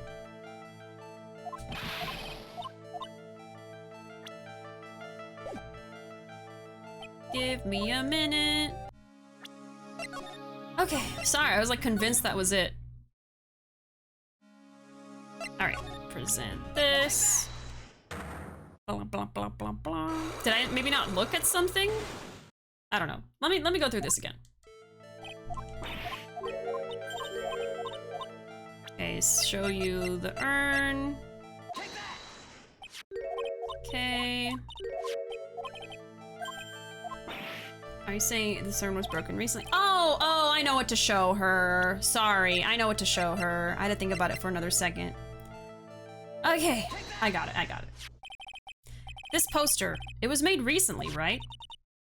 Poster? Oh, the poster for the exhibit. At the time when this photo was taken, the urn said I am on it. But now, for some mysterious reason, it says Ami.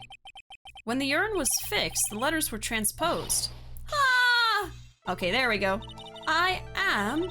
What does that even mean? I don't know anything about that. I wasn't even there when the photo for this poster was taken. That was a mistake. Now, tell the truth. Wait. For? Even if the urn was broken, I had nothing to do with it. Huh? Yes, that's it. It must have been one of the people at the photo shoot. They probably dropped it. I'm sure that's what happened. It looks like she's not going to give up that last Cyclox so easily. Do you have any proof the urn was broken here at Lordly Taylor? Yes, I do, in fact. Well, Miss Andrews? What is this supposed to mean? There's pink paint all over this urn. And there is pink paint all over the floor and walls of this basement warehouse. In other words, this urn was broken here.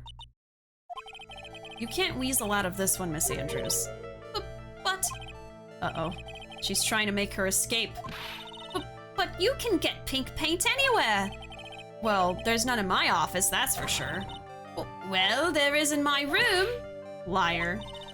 Anyway, the paint on the urn and the paint on the floor, there's no proof that it's the same paint. Come on, this is getting ridiculous. The proof linking the paint on the urn to the paint on the floor is the box. This box. The urn was stored in this, right? Yes, that's right. Well, there's pink paint on this box as well. Oh no! I think you already know where I'm going with this, don't you? Yes, more or less. The paint on the floor has an odd shape imprinted in it, doesn't it? Yes. If you put this box into the impression in the paint, you can see it fits perfectly. Which means this box was dropped right over there. And that is when the urn was broken. Your name does you justice, Mr. Wright. I did it! Finally! God. Save that. Alright, Andrews. You coward, come on, man. I'm so sorry. I was the one who broke the urn. Boy, does this make me feel like some sort of evil school teacher. I'm a terrible person. Not only did I break it, but I tried to hide what I did. Well, that's not so hard to understand, is it, Pearly? No, not at all. I know just how she feels. You sure do, don't you, Pearls? It happened about 2 weeks ago, just after the poster photo was taken on the same day the urn arrived here. I thought I'd put it away down here for safekeeping. I was carrying it in the box. Oh, Andrews, no! When I tripped on a paint can and lost my balance. Oh, you clumsy fool! The box I was carrying crashed to the ground. Crash! I heard a terrible noise. I thought my heart was going to stop. Fearing the worst, I opened the lid of the box and that's when it happened. Oh my god. You opened it right over the paint? The broken pieces of the urn fell out of the box and landed right in the paint. I was in shock and let out a huge scream. Ah! British screaming! I can totally see how that could have happened. Yeah, as clumsy as she is, I'm sure Maya understands. Well, I knew it was the most important treasure in all of Kurain village, so I tried as hard as I could to fix it. Fortunately, the shards were pretty big. And that's when the I am got changed to Ami? I didn't know how it was originally written, but any sane person fixing it would have assumed it said Ami. Any sane person? Really? I mean, you're a baby, so it's fine. Oh, Pearls. She said she wasn't very good at spelling. Anyway, I put the urn into the storeroom and no one had seen it since then. Sacred urn updated in the court record, broken and repaired by Adrian 2 weeks ago, then replaced in its box, kept out of sight. The urn really has been through it. Anguished British noises. Pearls can be excused. She's just a baby. Girl, you broke a cultural relic and you're a curator. You should be ashamed. She did fix it pretty well, but she didn't get the paint off, so yeah. Yes, Andrew's herbofication is my favorite development of character. Herbo. But there's something I don't get. When we first came here, I didn't see any paint stains. Well, that's because it was so ugly and embarrassing. I used the golden statue to cover it. The Yami face statue. Aha! The first time that we came down here, it was on the night that the sacred urn was stolen. But Mr. Nick, there were no paint marks on the walls or floor of the warehouse when we were here. Well, there's a good reason for that. On the day of the crime around noon, that golden statue just happened to arrive from the mountain training hall. And? I realized that the statue would be the perfect size for covering up the paint stains. That's why I put it where you first saw it. I see. Now it makes perfect sense. Why didn't you just try to clean up the paint, man? But there's still one thing I find strange. What is it, Pearl? The day after the urn was stolen, we came here again. At that time, the statue had been moved and the paint was clearly visible. She's right about that. Well? Oh, well, Miss Andrews? Huh? What? I don't know anything about that. I placed it there to cover the paint, so why would I move it again? Well, then who was it? Who would have done it and why? On the day before the theft, the statue was definitely closer to the door. Then the next day, it was moved. But why? Amifei's golden statue updated in the court record. Carried into the basement warehouse the day of the crime, moved again that night. It looks like there's some connection between the sacred urn and the murder case. Why? Why do you think so, Nick? Because that night, the real thief, Ron Delight, was at KB Security. So then, why did another mask-to-mask show up here? A lot of different things are pointing to one undeniable fact. One undeniable fact? The murder trial is starting tomorrow, but it looks like that thief is going to be making another appearance. To be continued. Right now! Let's save. All right, all right! Let's keep it moving.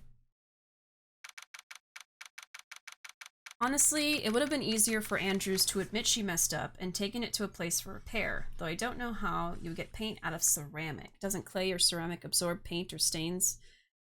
Yeah, I don't know. Probably would have been pretty hard. There is stuff that can remove paint, though. If it's unglazed, I can believe it would have absorbed or stained, and yeah, she could have handled that better. She could have handled that a lot better. We are indeed here at the trial. We've made it, folks. I love how right now has become a tradition whenever the to be continued screen comes up. Yeah, at least when I actually continue playing. Otherwise, it is a perfect stopping point for me. But we're about 3 hours in. I am feeling a little under the weather today, so I'm probably only gonna keep going for a little bit longer, but I feel bad stopping this early, so we're gonna keep going for a little bit at least. We'll see if there's another good stopping point. All right, October 14, 9:41 a.m., District Court Defendant Lobby number 4. Hey, Nick! What is it this time? You won't believe how many people are here for the trial. Well, it is a murder case.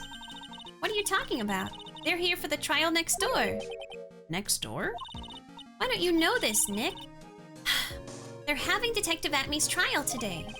Detective Atme? They say they're going to try him as mask to mask. Already? That was fast. Boy, I'd love to see Mask to Mask's trial. I know. By the way, where's Pearls? Huh? Who said that? Oh, she went back home. She said she can't neglect her training anymore. I know you don't like me. Who's talking?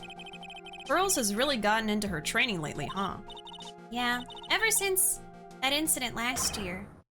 Please, don't ignore me! Oh, it was Ron. Oh, Mr. Delight, good morning.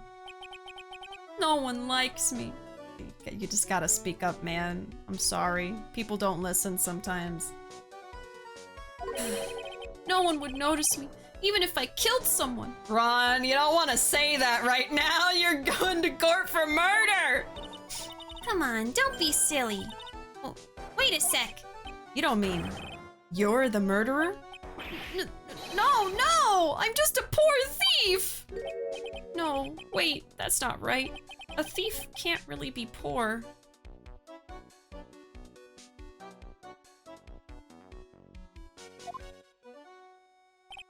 I'm in physical pain.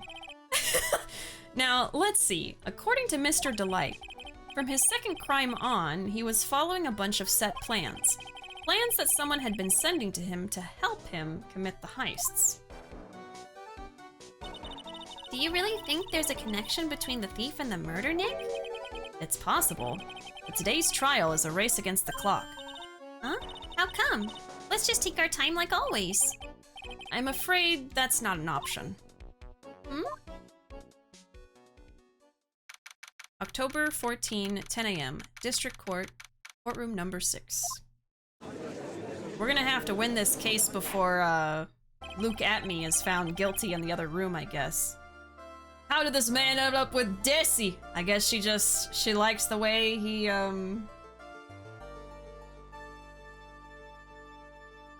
mean, she's the Dom, you know, so...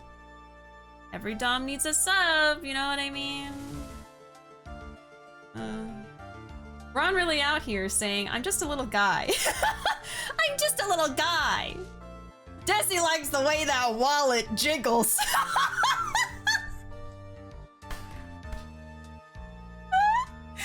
She doesn't want a booty that wiggles. She wants a wallet that wiggles. Oh my god. Court is now in session for the trial of Mr. Ron Delight. The defense is ready, Your Honor. Oh god. Hold on. Okay. You're ready? Preparation is the last refuge of the weak. Okay, settle down, everyone. Let's begin with your opening statement, Mr. Godot. Ugh, he's got the judge in the palm of his hand, yet again. Ron Delight is simply too young to be sent to war. That's all. I'm afraid I have no idea what that means, Mr. Godot. Huh. Then you need to get out more, Your Honor. Life is war, but that is exactly why you must be more precise in your wording. That's all my statement means. You understand now, right? Yes. Well then, let me briefly summarize the details of this case. Wow, the judge is taking charge like he knows what's going on for a change. The victim is Kane Ballard, CEO of KB Security. His body was found in a safe at approximately 9 a.m. on the morning of the 13th. However, the time of death was estimated as 1 a.m. of the previous day. And that's when our lost little kitten dropped the ball. That little lost kitten is, of course, the defendant. There's something going on between these two. He called him a good boy, and now he's calling him a little kitten.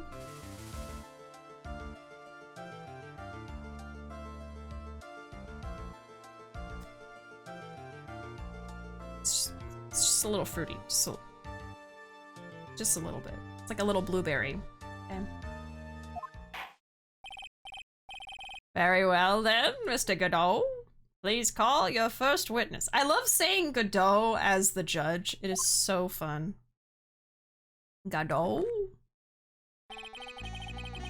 I never drink more than 17 cups of coffee during any given trial. But the first one is always the best. Mr. Godot, your witness? Okay then, let's hear what the defendant, Mr. Ron Delight, has to say for himself. The defendant? Well, Mr. Wright, does the defense have any objections? It may be a bit of a disadvantage having the defendant testify, but... I remember when Mia was defending me. She allowed me to testify so she could do the cross-examination. She put a lot of trust in me back then. We have no objections, Your Honor. The defense will allow Mr. Delight to testify. Huh. You've got guts, Trite. All right then, Mr. Ron Delight. Please take the stand. The way Godot talks about Ron. You did it, didn't you? You did the crime, didn't you? Yes or no? Yes or no? Yes.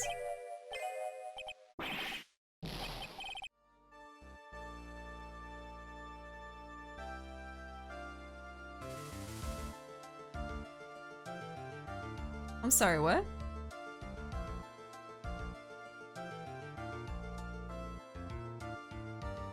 Are you kidding me? Ron, are you kidding me?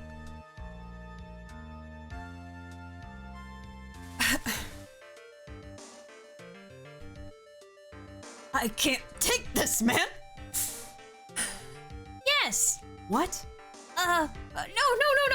That's not what true. Interesting. Guilty! For a moment there, I thought we'd set the record for the shortest trial ever. Well, Mr. Delight already looks plenty guilty with that face he's making. And once he opens his big mouth, he'll probably put the last nail in his own coffin. Very well. Now then, can you tell me something? If you didn't kill Bullard, why did you go to KB Security? Well, that's kind of hard to say. Boy, I wish I could go home. Now then, let's hear some testimony about what happened, goddammit! Let's get this goddamn show on the road! My visit to KB Security. I'm late for my bingo!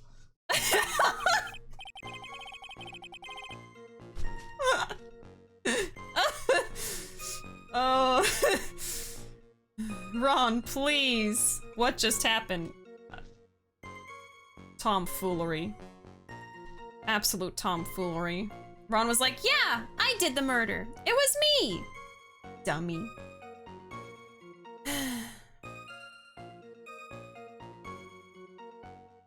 I'm afraid I have no idea what that means, Mr. Godot, is me whenever he says anything.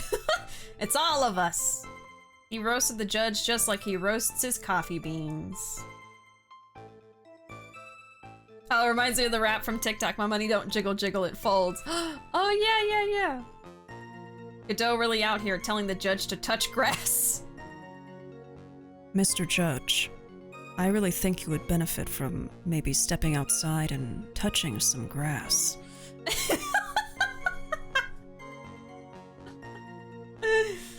Oh. To be fair, if I was in his position, I would want to go home too. Oh, absolutely. Absolutely, I would hate to be there. Hate to be him. God, I love him. What a knucklehead. Ron just has anxiety, you know? Poor little guy. That evening, around 1 a.m., I went to see Mr. Bullard in his office at KB Security. The blackmail letter I got, it ordered me to go there. I'd been working for KB Security until a year ago, so I knew where his office was.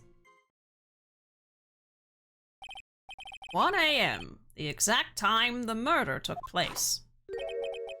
The weak get washed away by the tides of fate. The strong drink it up. Huh. It's bitter today, too. Just like my destiny. You'd never know that from the way he's chugging it down. Mr. Wright, your cross-examination, if you please. Who's sliding this man his coffee? I don't know. Secretary. A visit to KB Security. He has an intern who he hired just to throw coffee cups his way.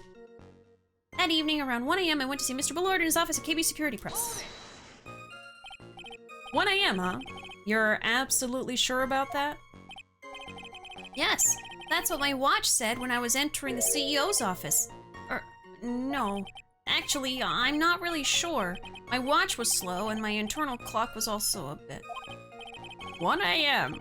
That's the exact time the victim, Mr. Bullard, was murdered, correct? It's too late for a coffee date, that's for sure. Is it, Godot? Or maybe you just don't have enough game?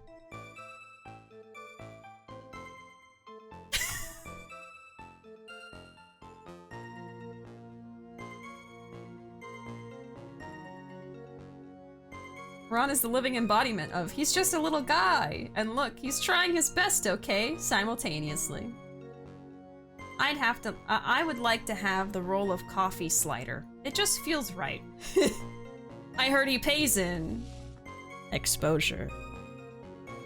Never mind. What if you slide the coffee so hard that when he catches it, he just flies out of the room? I thought you were gonna say the coffee flies out of the mug. The blackmail letter I got, it ordered me to go there. It ordered you there? It was the first time I'd gotten a blackmail letter that ordered me to go somewhere. Does that mean you've gotten other letters then? Of course! They'd say things like, steal this or take that. Why don't you save those for later, Mr. Delight? Please don't say any more. Now, what should I do? I guess leave it for now. You don't want him to keep talking. I can't press Ron too hard. It could ruin the case. I'll just take this one slowly. Wow, Nick. You kind of look like a politician planning out your next move. I've been working for KB Security until a year ago, so I knew where his office was. You used to be a security chief for KB Security, right? Yes, that's right. A security chief? You? And yet, a year ago, you were fired without notice. Revenge for an old grudge? A perfect motive for murder, wouldn't you say? This isn't good. Maybe I should change the subject? Life after being fired. Why he was fired. You don't say anything. Why was he fired? I don't remember if he said why he was fired. How about life after being fired? I don't know, man. I'm scared. Okay, let's do that. Okay, so what if you slide the coffee cup so hard that when Godot catches it, he flies out of the room, he smoothly lands in a couch in the lobby and continues drinking. I love that. That is beautiful. Hazelnut. Okay, life after being fired. What did you do after being fired from KB Security? I spent a lot of time looking for work, but then I decided I wanted to start something myself. Not good. This is going from bad to worse. Okay, yeah, so that was not the right choice. So I started looking at books, TV, and movies, learning all I could about masked men. Masked men? So you wanted to try drawing a comic, right? About masked men? No, that's not right. I wanted to become... Your Honor, let's move along, shall we? But you asked the question. You're being quite odd today, Mr. Wright. Way to bring the spinning buzzsaw one notch closer to your own neck, Ace Attorney. There wasn't much to his testimony, was there? Sounds like he's avoiding something. At least that's what it sounds like to me. It sounds like you're avoiding something, Phoenix. Uh-oh, I've got a bad feeling about this. We better be careful. But if we don't find a way to make him spill the beans, we'll never get closer to the truth. Yeah. Okay. Let's go back to this and ask the other question, maybe. Why he was fired. Mr. Delight, please tell us why you were fired from your job. Well... The world is filled with those who have said, I wish I had never asked that. Okay, then I take it back. Defendant, please answer the question. Well, I needed money. You needed money? Well, you see, Desi loves to spend it. It's kind of her hobby. Not exactly the best hobby in the world, huh, Nick? My salary wasn't nearly enough, so I stole data from the company. Oh. Ron stole data. Interesting. Okay, from KB Security. Come again? KB Security has a lot of security info on all sorts of companies, and since I was a security team chief... You stole some data and sold it. Mr. Bullard found out and I was fired immediately. What? I wish I had never asked that. I was somehow able to keep it secret and made it seem like I had quit on my own. What is it, Nick? You don't look so good. Someone who brings harm to their company is fired as punishment. You would do well to remember that. He sure told you. So you admit that you stole data from your company, is that correct? Yes, I'm sorry. This is a very important fact. Please add it to your testimony. Oh man, this whole thing just took a big turn for the worse, crashed and blew up. It's gonna take the jaws of life to rip this case from the clutches of disaster. Okay, but I'm wondering if, like, this is just part of the story, or if I made a mistake, you know what I mean? Because there was also something, I think, on this one that I didn't press on, so let me go back and do that too.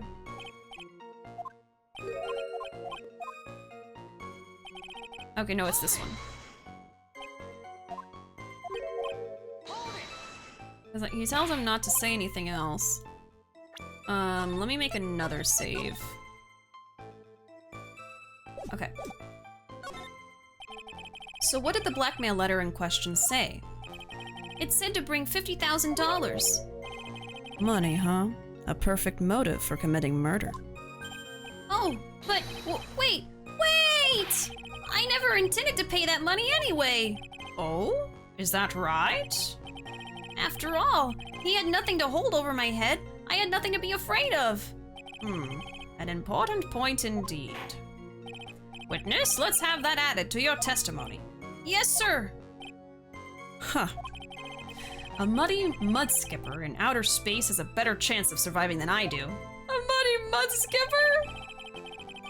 The blackmail threat didn't scare me. It wasn't going to cause me trouble. He fired me for selling company secrets, but Desi doesn't know about that. Okay, so I got 2 pieces of dialogue added. I don't know if that was the wrong thing to do, but we have more to work with now, so.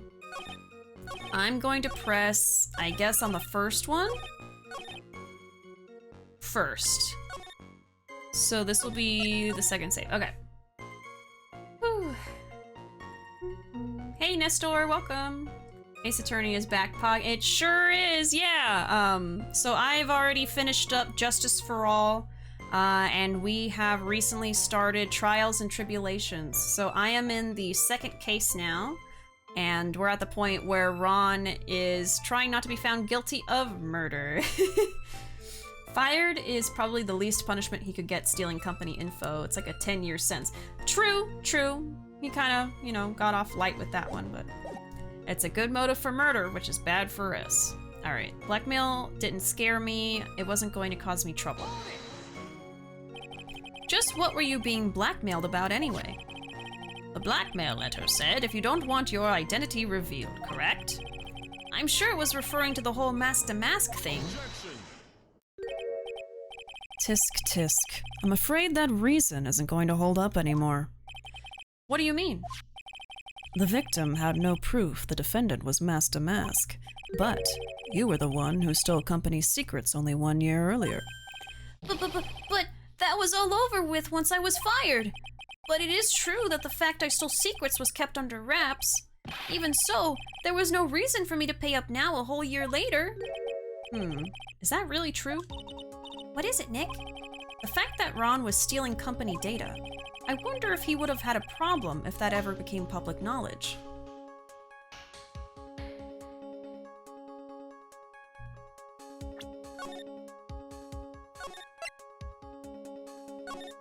I'm gonna save. I am scared! Yes, he would?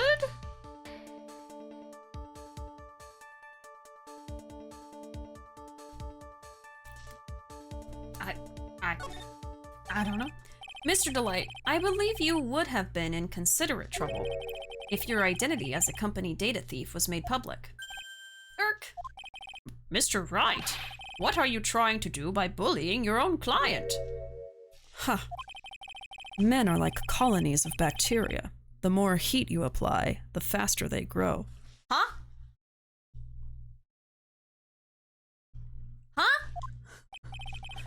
That's exactly right.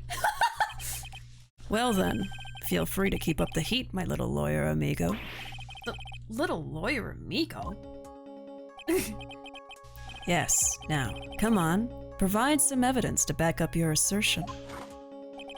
Why would Mr. Delight want to keep his data-stealing secret from going public?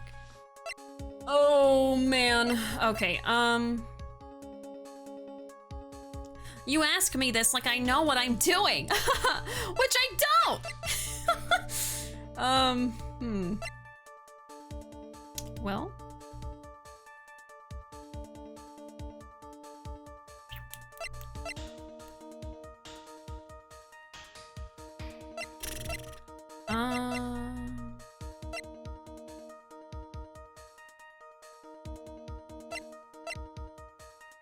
And I don't know if I'm actually doing the right thing either. Like, I don't know if I'm like in a trap or if like I'm supposed to do this.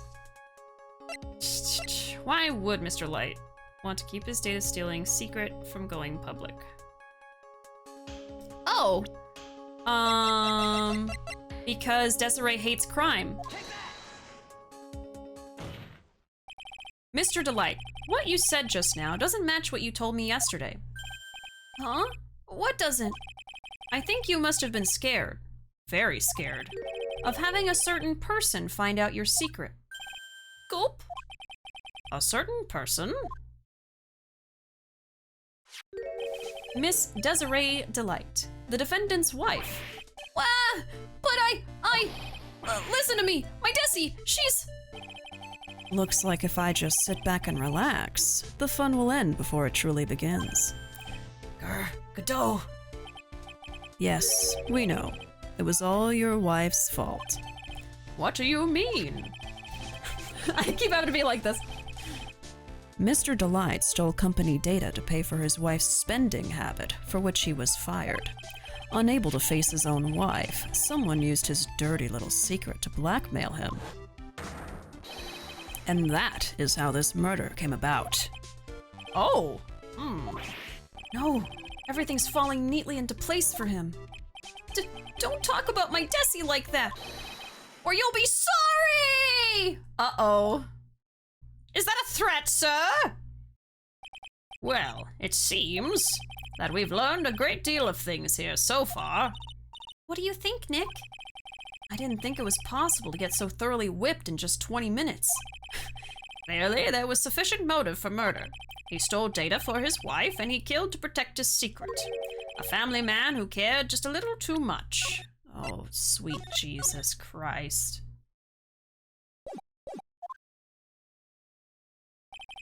The motive is clear. Let's move on. Ugh. What happened at the crime scene at 1 in the morning, Mr. Delight? Come now, tell us. We're all ears. What a polite little fella. That polite little fella just threatened the prosecution. Good job, Cinnabon man. Never mind, not polite. Ron's base sprite just looked so polite. You would never think he murdered somebody. At the CEO's office. Okay, so the fact that we're moving on, we're moving forward, tells me we are doing what we're supposed to be doing. So I'm gonna go ahead and save here, because there's no way it would be like, uh-oh, you were supposed to go back, because this is all wrong. Like, we're making progress, so. Okay. Hopefully that's not a mistake. When I entered the office, there was a suspicious shadow there. Looks like Luke at me. Suddenly, I was hit on the forehead. After that, I remember being a bit dazed. If I hadn't been wearing that, I would have been killed. When I came to, Mr. Bullard was lying there dead. I see. Suddenly hit on the forehead, huh? I believe the detective from yesterday provided similar testimony. He said that Mask to Mask struck him on the head from behind. Of course, since Atme turned out to be the culprit himself, that was all a lie. Huh. No one's going to believe a pathetic lie like that. What are you saying? I really was attacked. We'll find out if what you say is true or not during the cross-examination. Got that, Mr. Trite? Don't go easy just because he's your client. If I see any sign that you are, I'll treat you to another cup of my special blend. Is that a threat? That coffee's hot, you know. You don't need to worry about that, Mr. Godot. I have faith in Ron. I know he didn't do it. Man. Man! When I entered the office, there was a suspicious shadow there. Alright, yeah, so let's save over that. We get a new testimony, that's always progress. Yeah, I'm just, paranoid. I'll say the sprites in this game feel far more lively. Oh, than like the previous two games. I think over time, the series just is getting better and better, you know what I mean? Yeah, I'm really liking this game so far, compared to the other two, but I've had fun with all of them. Okay, there was a suspicious shadow. Oh, let me, go back there, sorry. Okay, press. Who was this suspicious shadow? If there were 1,000 of me, and if even one knew, I tell you, trust me. What a weird sentence. His dodging all of our questions is not helping us win this case. Okay, then how was the victim Mr. Bullard at that time? What do you mean by how was he? Was he already dead? Was he still alive? Maybe he was the one who hit you in the first place. That's a good question.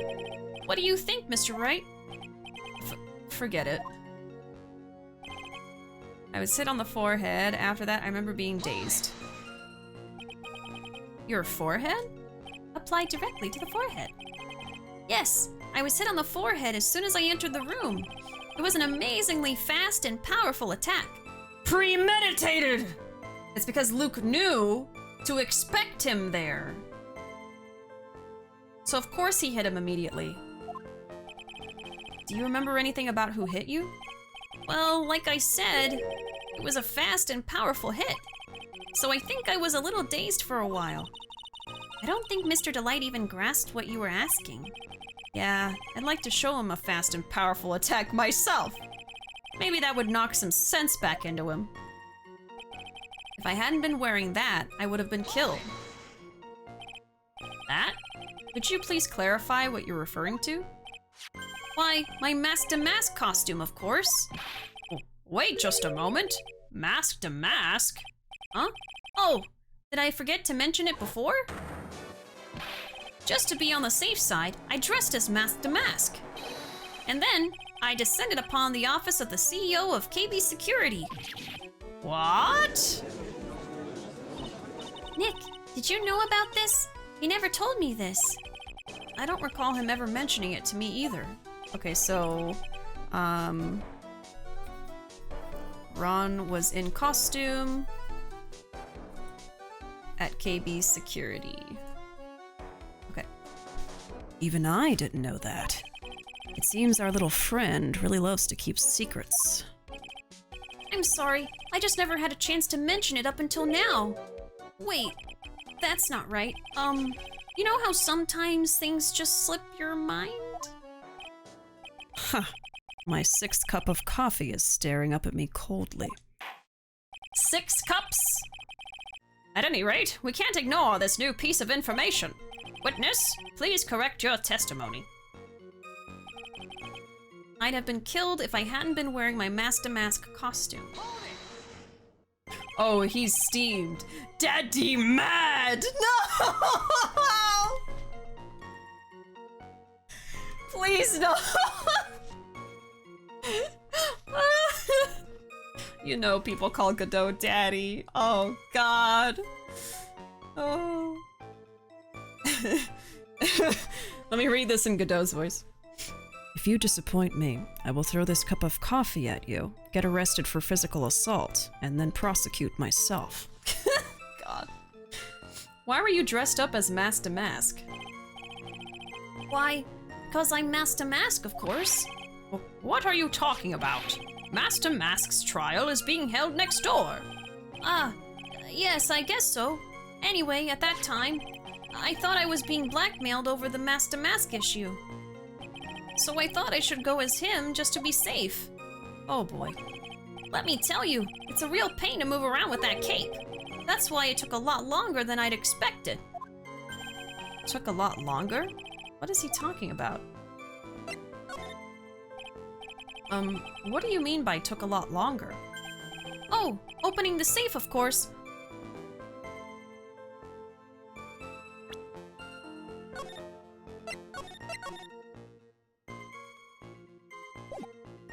You shouldn't have said that. My cape got caught on the safe door, you see? This all happened when I was hiding Mr. Bullard's body. What was that? Back up a second! Yes? You were the one that hid the body in the safe? Well, yeah. Inconceivable! Ron, why? Just why? What reason could you have? What were you thinking? Question. When does someone toss their dirty shorts in the washing machine? What? The answer is simple. When they take them off. As usual, I have no idea what you're saying. Do you mean that Mr. Delight hid the body because he's the murderer? Huh. So, you're not as stupid as you look. His metaphor this time was really obscure. Mr. Wright, you don't mean that you knew about this whole safe business, do you? Well, yes. Why am I the only one not in the loop here? Witness, make sure you add this to the testimony. Yes, sir. Uh-oh. Looks like a storm front is moving in over the fair weather judge. I panicked and hid the body in the safe. It took about 10 minutes. Okay. So, I just did this one, and now I'm gonna do this one. I have not pressed on this yet. Oh my god. Who do what with their, huh? You heard the man. This ain't a good look, Chief. Oh, that wrong. He really just says things, huh? Yakudo just loves to talk. Ah yes, of course. I too sometimes like saying things. Yakudo, why are you the way you are? The judge is actually mad he's out of the loop for once. He usually doesn't care. I don't think he's usually very aware that he's out of the loop, because he's not really aware of anything at all. Whatsoever. When I came to, Mr. Bullard was lying there dead. When you came to? Yes, I was passed out in the corner of the room. Do you know when your assailant made their escape and to where? I'm afraid I don't really remember. Huh? Once they hit me, I lost all track of what was going on. I think that's when they made their escape. Huh. That's certainly a convenient story for you, isn't it? It certainly is, isn't it, Mr. Wright? It almost sounds practiced. I don't know why you're telling me. I panicked and hid the body in the safe. It took about 10 minutes. Why did you hide the body in the safe anyway? Well, because it wouldn't fit in a drawer.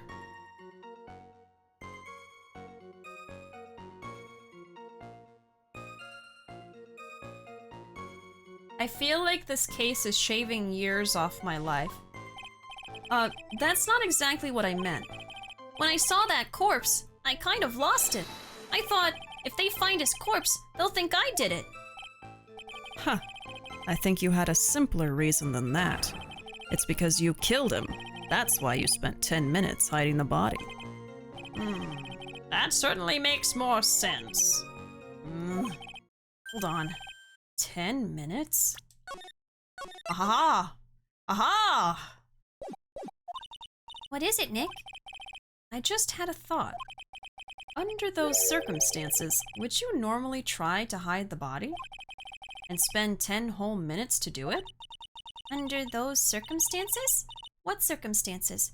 Oh, hey Nick, if you think his behavior was so strange, why don't you present some evidence that would show just what those circumstances were? Okay, we're gonna try to... Circumstances... Evidence... Okay. That's it. I'll take a look at the court record and present some evidence.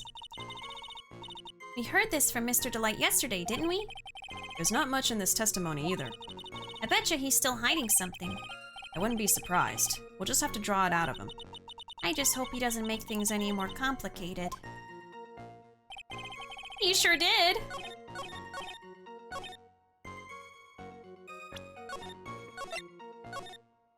Okay.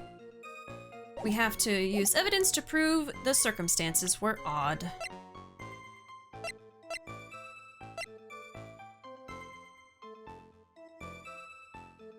Is it time to show this?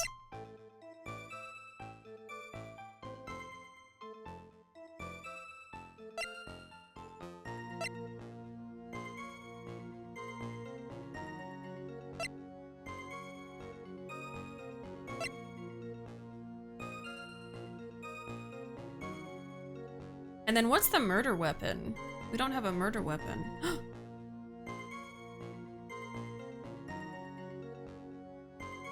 I know what the murder weapon is. It's the sword. That's how it got bent. Fucking Luke. Luke took the sword, went and killed the CEO with it, and then brought it back to the other crime scene and left it there to use as evidence for his fake robbery. Oh. Okay.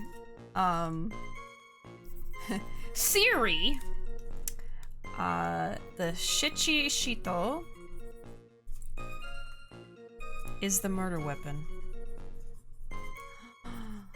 It's all coming together, folks. It's all coming together. Now, what's not coming together is what I'm supposed to present right now. So let me figure that out. Maybe it's this? I'm just gonna do this and I'll load the save if it's wrong. Okay. Okay. You all will see I made a mistake. It's fine. I don't need the in-game punishment, because it's punishment enough to get something wrong in front of a crowd of people. Which I just did, because that's not the right answer. The witness's statement is clearly faulty, Your Honor. I'm sorry, but I can see nothing faulty. Unfortunately, I will have to penalize you, Mr. Wright. In your dreams! That was an alternate reality. Anyways. I panicked and hid the body in the safe. It took about 10 minutes. Maybe I don't need to present to this? But I think I do.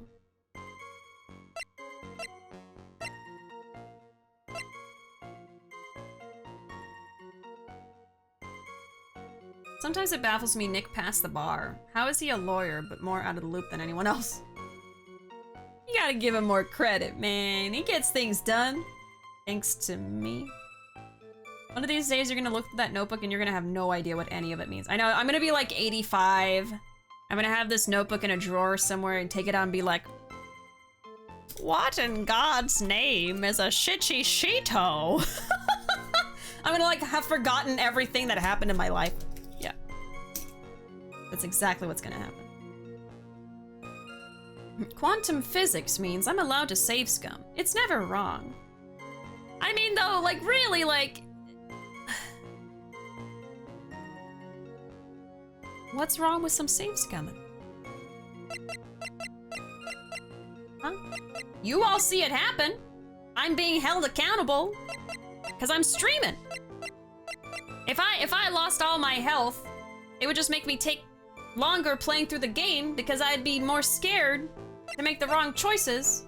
But now I can do trial and error if I really feel like I have to. Anyway. Okay. I don't know what to say. I don't know what to say. I think I do need to present to the last bit of dialogue there. I haven't looked through all of the evidence. I'm just like, what could it be? He was wearing the costume. When I came to, he was dead. I panicked and hid the body. It took about 10 minutes. Let me press on this again and just kind of like see what they say one more time. I think that might help me. Why did you hide the... Sorry, hide the body in the safe. And then he says that freaking atrocity. When I saw the corpse, I lost it. If they find it, they'll think I did it. 10 minutes. I had a thought. Under those circumstances, would you normally try to hide the body? Under those circumstances.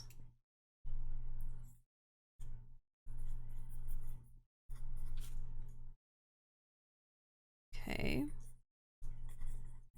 Would you try to hide the body and spend 10 minutes trying to do it? If you think his behavior was so strange, why don't you present some evidence that would show just what those circumstances were? Oh, the blackmail letter, I think? Let me try to show the blackmail letter, because that's why he was there. Someone called him there. Maybe? Okay, let me try that. Oh, not press. Oh, good lord. Sorry.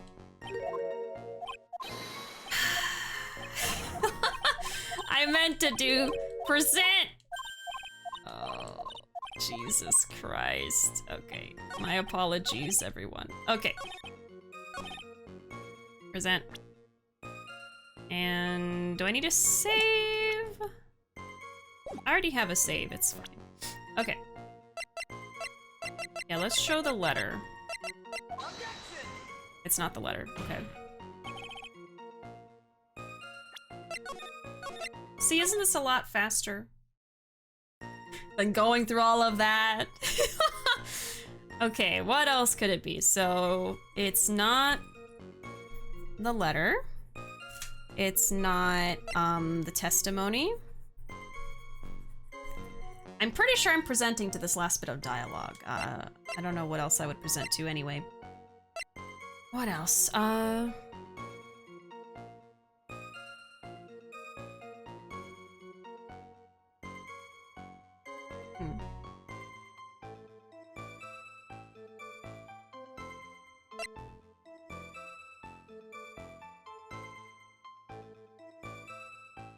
That last decision? It happened in another dimension. Yep. I love games when you're playing as the character narrating the story, so when you die, they say, no, that's not what happened. Oh, yeah. That's all wrong. Hint?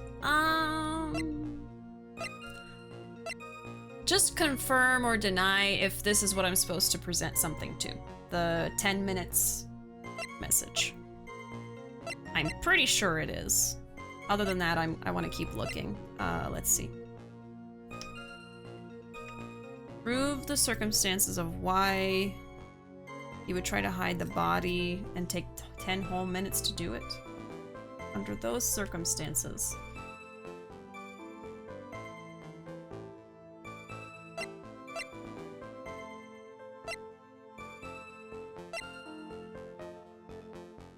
Confirmed. Okay, yeah, so I have to react to this. Let's start from the beginning.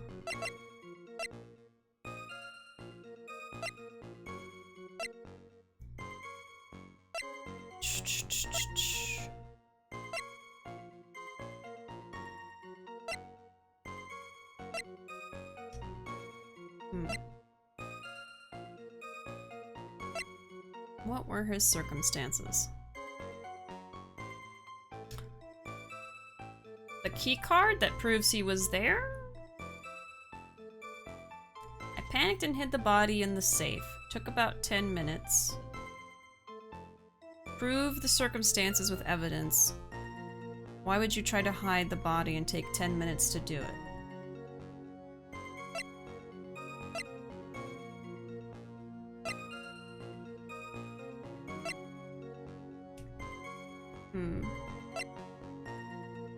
Okay, I think I'll take another hint. As vague as you can make it. I feel bad asking for help so much, but... Like I said, I'm a little under the weather today, so... That's my excuse this time. Oh...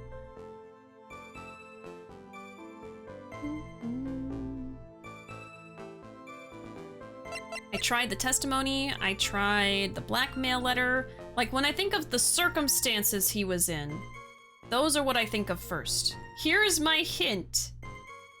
Bees. Bees! Oh my god. Well, now I gotta figure out this riddle. Bees. Huh. That is an interesting hint.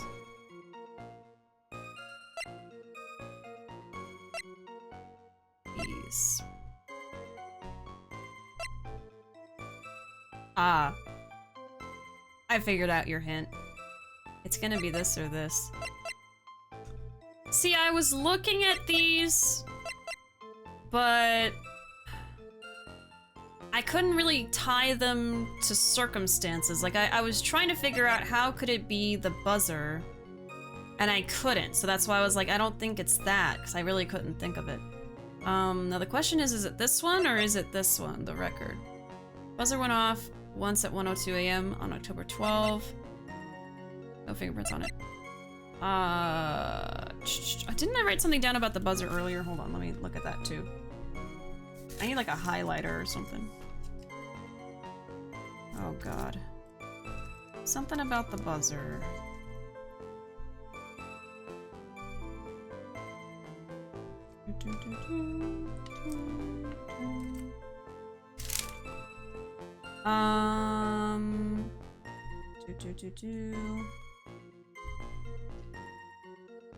They said something about the buzzer earlier. Okay, Ron.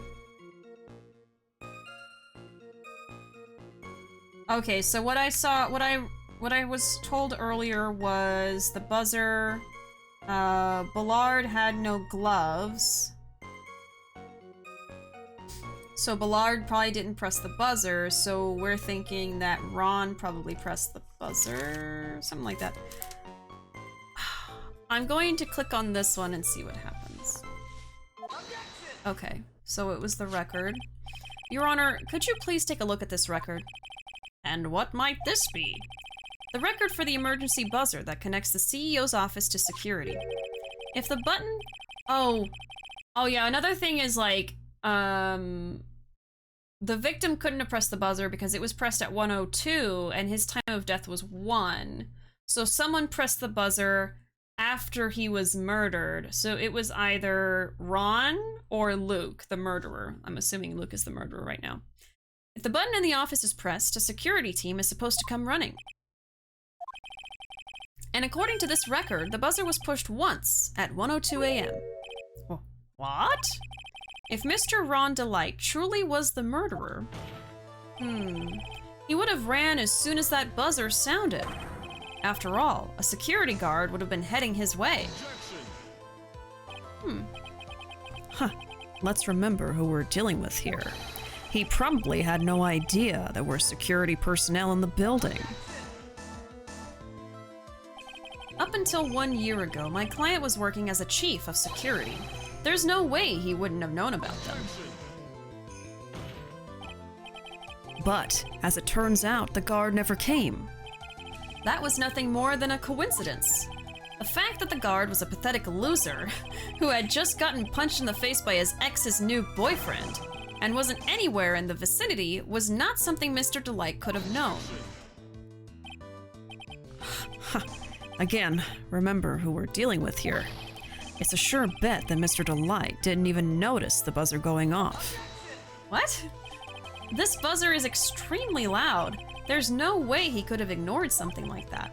If he had been conscious, that is. Ooh, conscious? What do you mean by that? Ugh.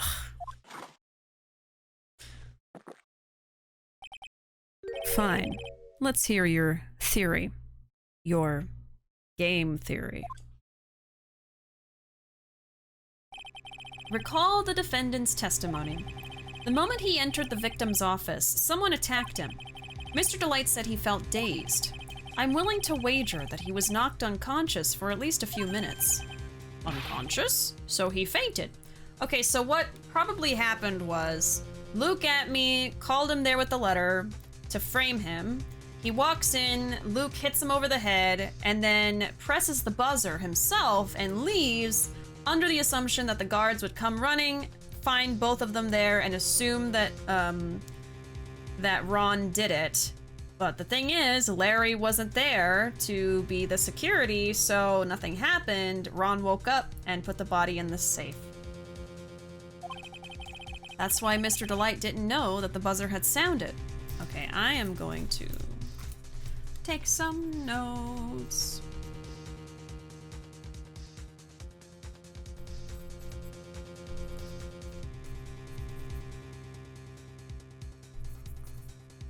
I'm going to like condense all of the random notes I'm taking into like a timeline after stream, I swear, or I'm going to be so lost next time. Yeah, the buzzer pressed by Luke after he knocked out Ron, but Larry was a shitty guard and wasn't there. Okay, so Ron woke up and hit the body. All right. Oh my gosh. In Godot voice. Sans is Ness. That's just a theory. A game theory. Thanks for watching. Gotta work in the Larry roast too, uh-huh. Daddy is steaming! Stop calling him Daddy! That's why Mr. Light didn't know that the buzzer had sounded. And that's why he thought he had time to hide the body. So what are you trying to say? Mr. Delight was knocked out, and the buzzer went off soon afterwards.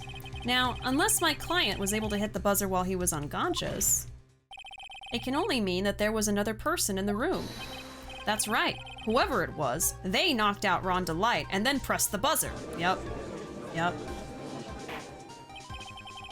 Order in the court. Mr. Wright, this is... This is preposterous. It was this kid. Ron Delight is the one who killed King Bullard. You're wrong! Then who pressed the buzzer?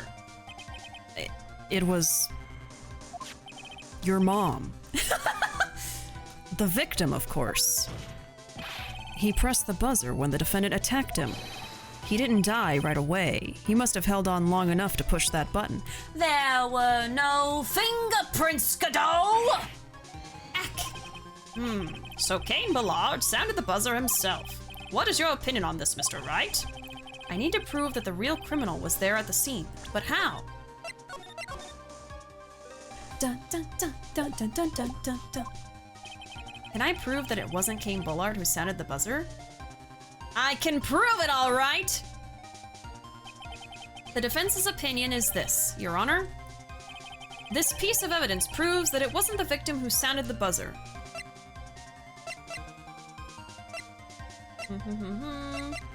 Yeah, there are no fingerprints. There we go.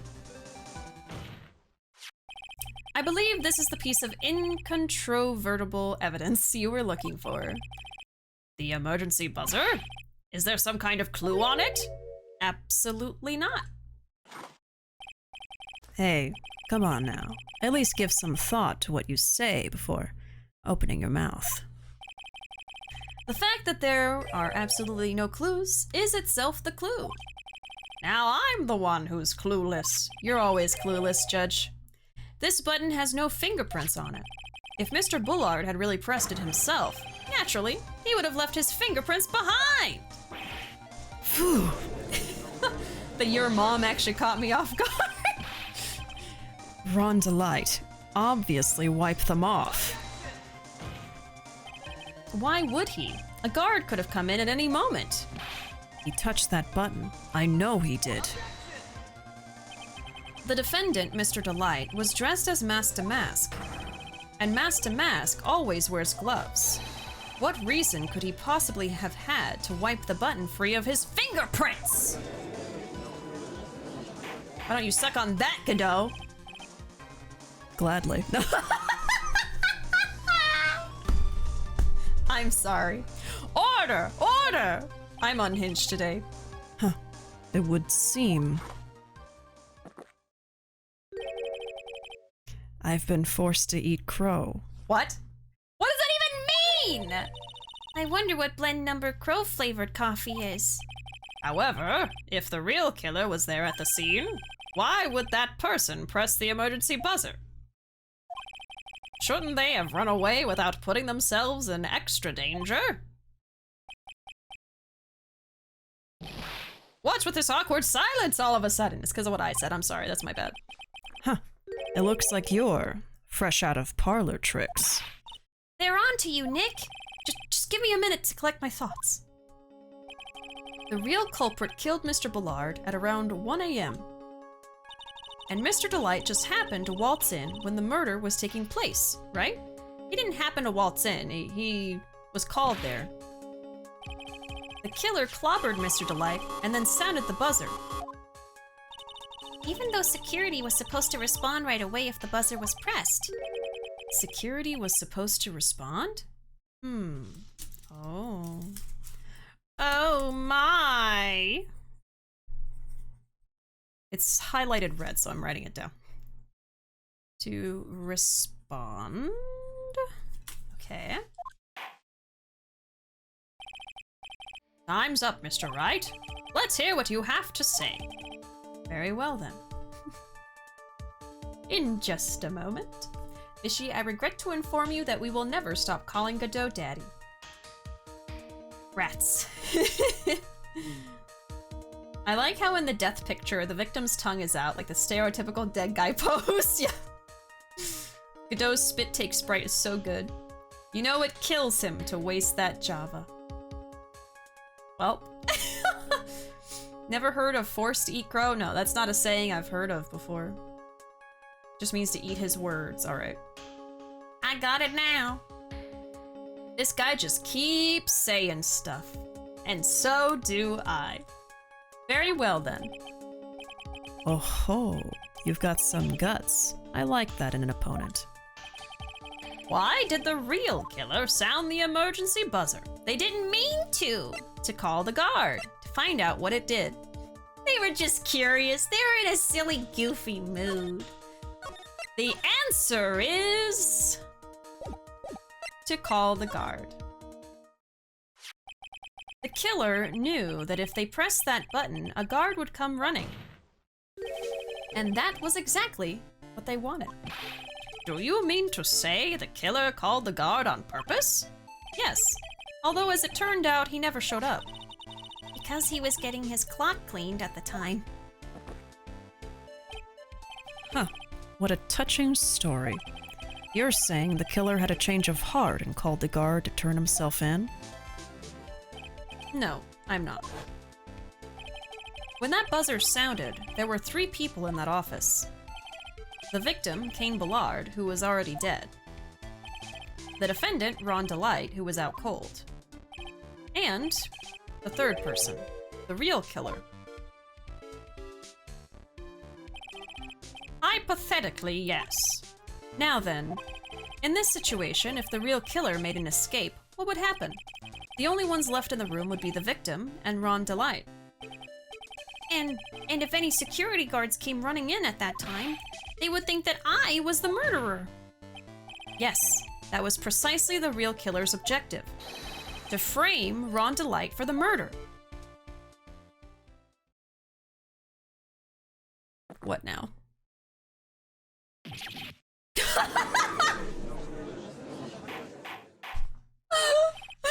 He was literally like,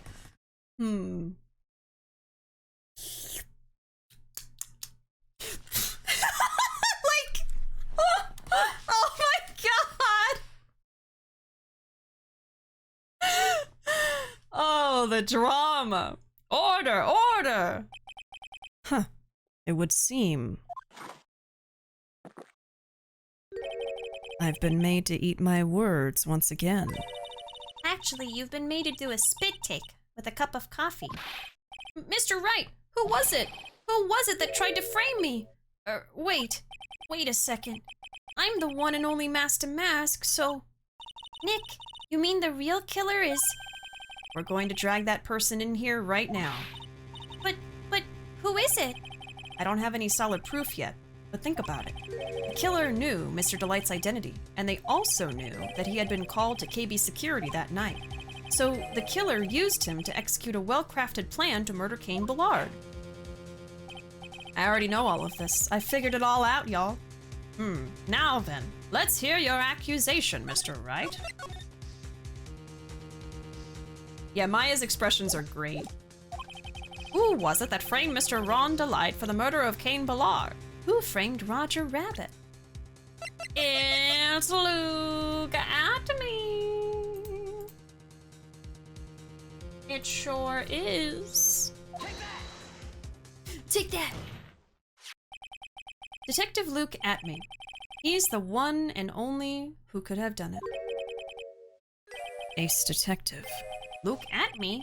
You mean Master Mask did it? Your Honor, the person being tried in the court next to us is not Master Mask at all. He is, in actuality, the true murderer of Cain Ballard. Order! Order! Mr. Wright, explain yourself! Theft and murder. Which is the more serious crime? They're not even close. Murder is the more serious crime, of course. It's a capital crime subject to a capital punishment. please remember the trial from yesterday, if you would. When Luke Atme confessed, there was a huge commotion in the courtroom. Of course, a famous detective was unmasked as, well, as masked a mask. Instead of being convicted of murder, he was found guilty of grand larceny. That was his true objective all along. To be found guilty? Mask to Mask had the perfect alibi for when the murder took place. He was stealing the urn at Lordly Taylor. Or was he? In other words, being found guilty as Mask to Mask was Luke Atme's airtight, watertight, and unassailable alibi. A guilty verdict as an alibi? Unheard of! You know, it's almost time. For what? For Luke Atme's verdict. It was a pretty simple trial after all. If we're going to stop this trial and stall that one, we need to do it now. Of course, that's assuming you have proof that the detective was the one who committed the murder. Mr. Luke Atme's trial has indeed attracted the attention of the entire country. If we were to intrude and fail to provide adequate proof of his true crime, Mr. Delight would be left with no grounds for appeal. Am I really sure about this? Huh. A bet's only good when your life's the ante. Mr. Wright, I believe in you. Mr. Delight. So, please, I'm begging you! Thanks, but my decision will determine the rest of your life. Can I really risk your life like this? Phoenix. Miss Mia? What was that? Don't stray, Phoenix. For your client, take the path of trust. That voice. It sounds like... Mia! Your Honor, the defense requests an immediate recess. Huh.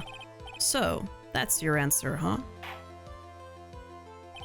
Very well. I've decided as well. This court will now take a 20-minute recess. Mr. Wright, when we return, please summon Mr. Luke Atme to the stand. Yes, Your Honor. October 14, 11:58 a.m., District Court, Courtroom number 5. Oh! That's not what I was expecting. I thought we were gonna go to recess! Go play on the jungle gym or something. Hey, Anna, welcome in! Howdy! Can I get a shout out for Anna, please? Pretty please. If y'all aren't following Anna, you are making many, many, many mistakes. Welcome in, Anna. How you doing? How you doing? We are in the midst of the second case of Trials and Tribulations. Some good old Elden Ring, of course. The student has become the master. I'll be at the tire swing during recess. Okay, now I have to ask, what did everyone do during recess? Like, what was your favorite thing to do as a kid when you got to go outside and be a gremlin? I'm thinking of my answer, and it's just extremely embarrassing. I guess I'll just say I played pretend. I loved to play pretend. Pretend I was cooking things, or, you know, pretending to be Pokemon or something with my friends. The swings. Oh, I loved the swings, too. Have you noticed that Phoenix has Maya's objection theme in this case? Maya's objection theme? Or Mia's? You mean Mia's. Yeah, the student has become the master. I see. I see. I did not notice that. My school only had 4 swings, and every kid wanted to use them, so they had to make a rule where you only got like 5 minutes each. Man, that sucks. I feel like we probably had something like that too. I remember I think we only had like 2 swings at one point. I don't know. There was like different sections for different grades, so we couldn't really go to the other areas or something. Let me catch up with y'all. Bishy's like, I am above this script and its predictable ramblings. That's why his breakdown was so theatrical. That sly dog. All part of the plan. Alright. Well, Sir Detective Atme? I have to say, Mr. Payne, you performed splendidly. Oh no, they have similar voices. Oh no, Sir Detective Atme, you were the one who... That's enough! This is a different judge. This court sees no reason to further prolong this trial. This court finds the defendant, Luke Atme. Wait! Don't hand down your verdict yet. Please! Well, well, Sir Lawyer. Welcome to my courtroom. Who's this hoser, huh? Hoser! My name is Phoenix Wright, attorney at law, and I wish to file an accusation against this man, Luke Atme. Accusation? You accuse Master Mask? That man is not Master Mask. He's just a ruthless murderer. What? His face! Ooh. To be continued. Next time! Here on twitch.tv/BishiDove. That's the end of the stream, folks! That's all, folks. Gonna leave y'all on that cliffhanger, and we'll pick back up there next time. He says hoser and eh. Yeah, there's a new judge! I've only ever seen Udgy. I think Udgy's the only judge I've ever seen in my whole life. In the Ace Attorney trilogy. Who is that judge? So young. I wonder what Udgy looked like when he was young. I wonder. Very much so. But yeah, that's gonna be it for me tonight, y'all. Sorry I'm ending stream right as we came in, Anna. It's been almost 4 hours, and I am super hungry and not feeling amazing, so I'm gonna head out and go get some rest. I am going to probably condense all of these notes into like a usable timeline, because they're just all over the place, so I gotta help myself for next time, so I'm not totally lost. But yeah. A cliffhanger? Oh no!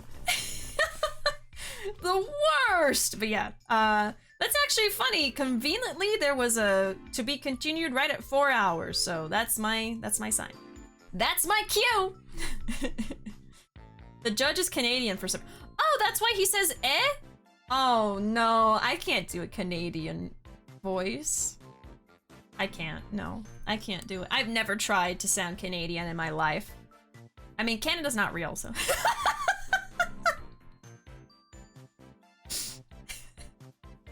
I say that when there's like several people in chat that are Canadian. I'm sorry. That's like my favorite joke. Sorry.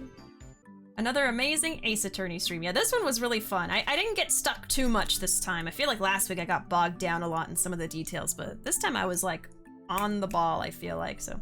I'm proud of myself. Again, thank y'all so much for hanging out today. And I hope I see y'all tomorrow for some Arcade Spirits. But either way, I hope I see y'all next time. Have a great night, y'all. And there's my social media that I almost forgot to talk about. I'm most active on Twitter and YouTube. I was like, something's wrong. Something's missing. I forgot something. That's how you know I'm not feeling too good. But anyway, there's all my stuff. There's the Discord. You're welcome to join it if you're not already in there. But either way, I hope you have a wonderful night, and I will see y'all next time. Bye-bye!